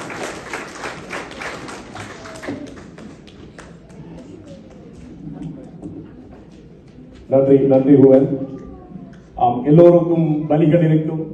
அதையும் தாண்டி உங்கள் வெற்றிகள் உங்களை வாழ்த்தும். உங்கள் தந்தையாரின் ஆசீர்வாதமும் வாழ்த்துக்களும் என்றும் இருக்கும். குகன் சொன்னார், எனக்கு தந்த வெற்றிக்கு பின்னால 3 பொம்பளை தொடங்கிறார். நான் ஏதோ போகன் படத்துல வர மாதிரி பல வெற்றி வேணுமெண்டா பல பொம்பளை சேரட்டு வரைக்கும் சொன்னாராக வந்து அவர் மனைவி மாமியாரை குறிப்பிட்டிருந்தார். உங்களுக்கான பிரதிகளை இங்கே வந்து பெற்றுக் கொள்ளலாம். வணக்கம்.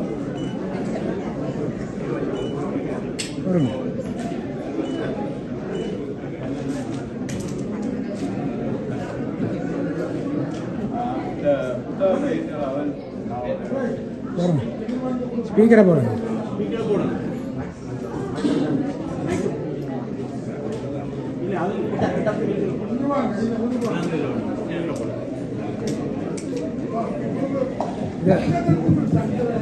ஓகே.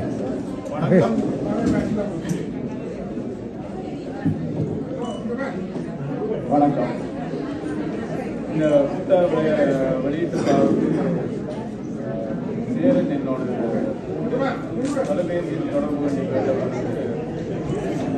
அதில் வெளியீட்டு விழாவை பற்றி என்னோட நேர்ந்த பொழுது வந்து வரும்படி கேட்டுக்கொண்டு இன்றைக்கு இதில் கலந்து கொள்ளும் ஒரு அடிப்படையில் ஒரு சந்தோஷத்தோடு வந்து கலந்து கொள்வதற்கு விருப்பப்பட்டு வந்திருக்கின்றேன். எனக்கு இந்த நெடுந்தீவோட ஒரு சின்ன உறவு, அந்த உறவினுடைய அடிப்படையில் இந்த சேரன் எனக்கு அந்த சின்ன வயசுல நெடுந்தீவில் பார்க்கக்கூடியதாக இருந்தது. அந்த அடிப்படையில் அந்த நெடுந்தீவு மண்ணினுடைய மைந்தனாக என்னை பார்த்து கொண்ட ஒரு சூழல் ஒரு குறிப்பிட்ட காலத்துக்கு இருந்து வந்தது. அந்த அடிப்படையில் நான் இந்த புத்தகவழியில் கலந்து கொண்டு ஒரு சின்ன கருத்து சொல்வதற்கு முயற்சி பண்ணிவிட்டேன். நான் திரும்பவும் இந்த மக்களோடு இணைந்து இந்த விழாவில் கலந்து கொள்வதில் மகிழ்ச்சி அடைகின்றேன். நானும் ஒரு எழுத்தாளனாக இருந்து நெடுந்தீவில் பல நாடகங்களை மேடையேற்றி பாடல்கள் எழுதி சாராப்பட்டி தக்காளி படமே என்ற ஒரு பாப்புலரான ஒரு பாடலை எழுதி உதவி அரசாங்க அதிபராக இருந்த நிக்கல்ஸ் அவர்களும் அவருடைய மனைவியும் அந்த பாடலுக்கு இசையமைத்து மகாவித்தியாலயத்தில் மேடையேற்ற அனுபவம் இருக்கின்றது. எழுத்து என்பது தொடர்ந்து முயற்சி கொண்டிருந்த பொழுது அது தான் வாழ்கின்ற சூழலை உற்று கவனிப்பதனூடாக மற்றவர்களுடைய உணர்வுகளையும் உணர்ச்சிகளையும் உள்வாங்குவதனூடாக சொற்களை தன்னோடு சேமித்து வைப்பதனூடாக ஒரு திறமையான ஒரு எழுத்தை கொடுக்க முடியும் என்பது எனது அனுபவமாக இருக்கின்றது. குகனுடைய முயற்சிக்கு எனது மனமார்ந்த வாழ்த்துக்களை தெரிவித்துக் கொண்டும் இந்த நெடுந்தீவு மக்களோடு ஒரு 25 வருடங்களுக்கு பிற்பாடு கலந்து கொண்டதற்கு உங்களுடைய இந்த நெடுந்தீவு மக்களுடைய அரவணைப்பில் நான் திரும்பவும் உங்களோட கலந்து கொள்ளக்கூடிய ஒரு சூழலில் என்னுடைய வாழ்வு இருந்தபடியால் அந்த வாழ்க்கையை பொறுத்த உங்களுக்கு நன்றி விடைபெறுகின்றேன். நன்றி.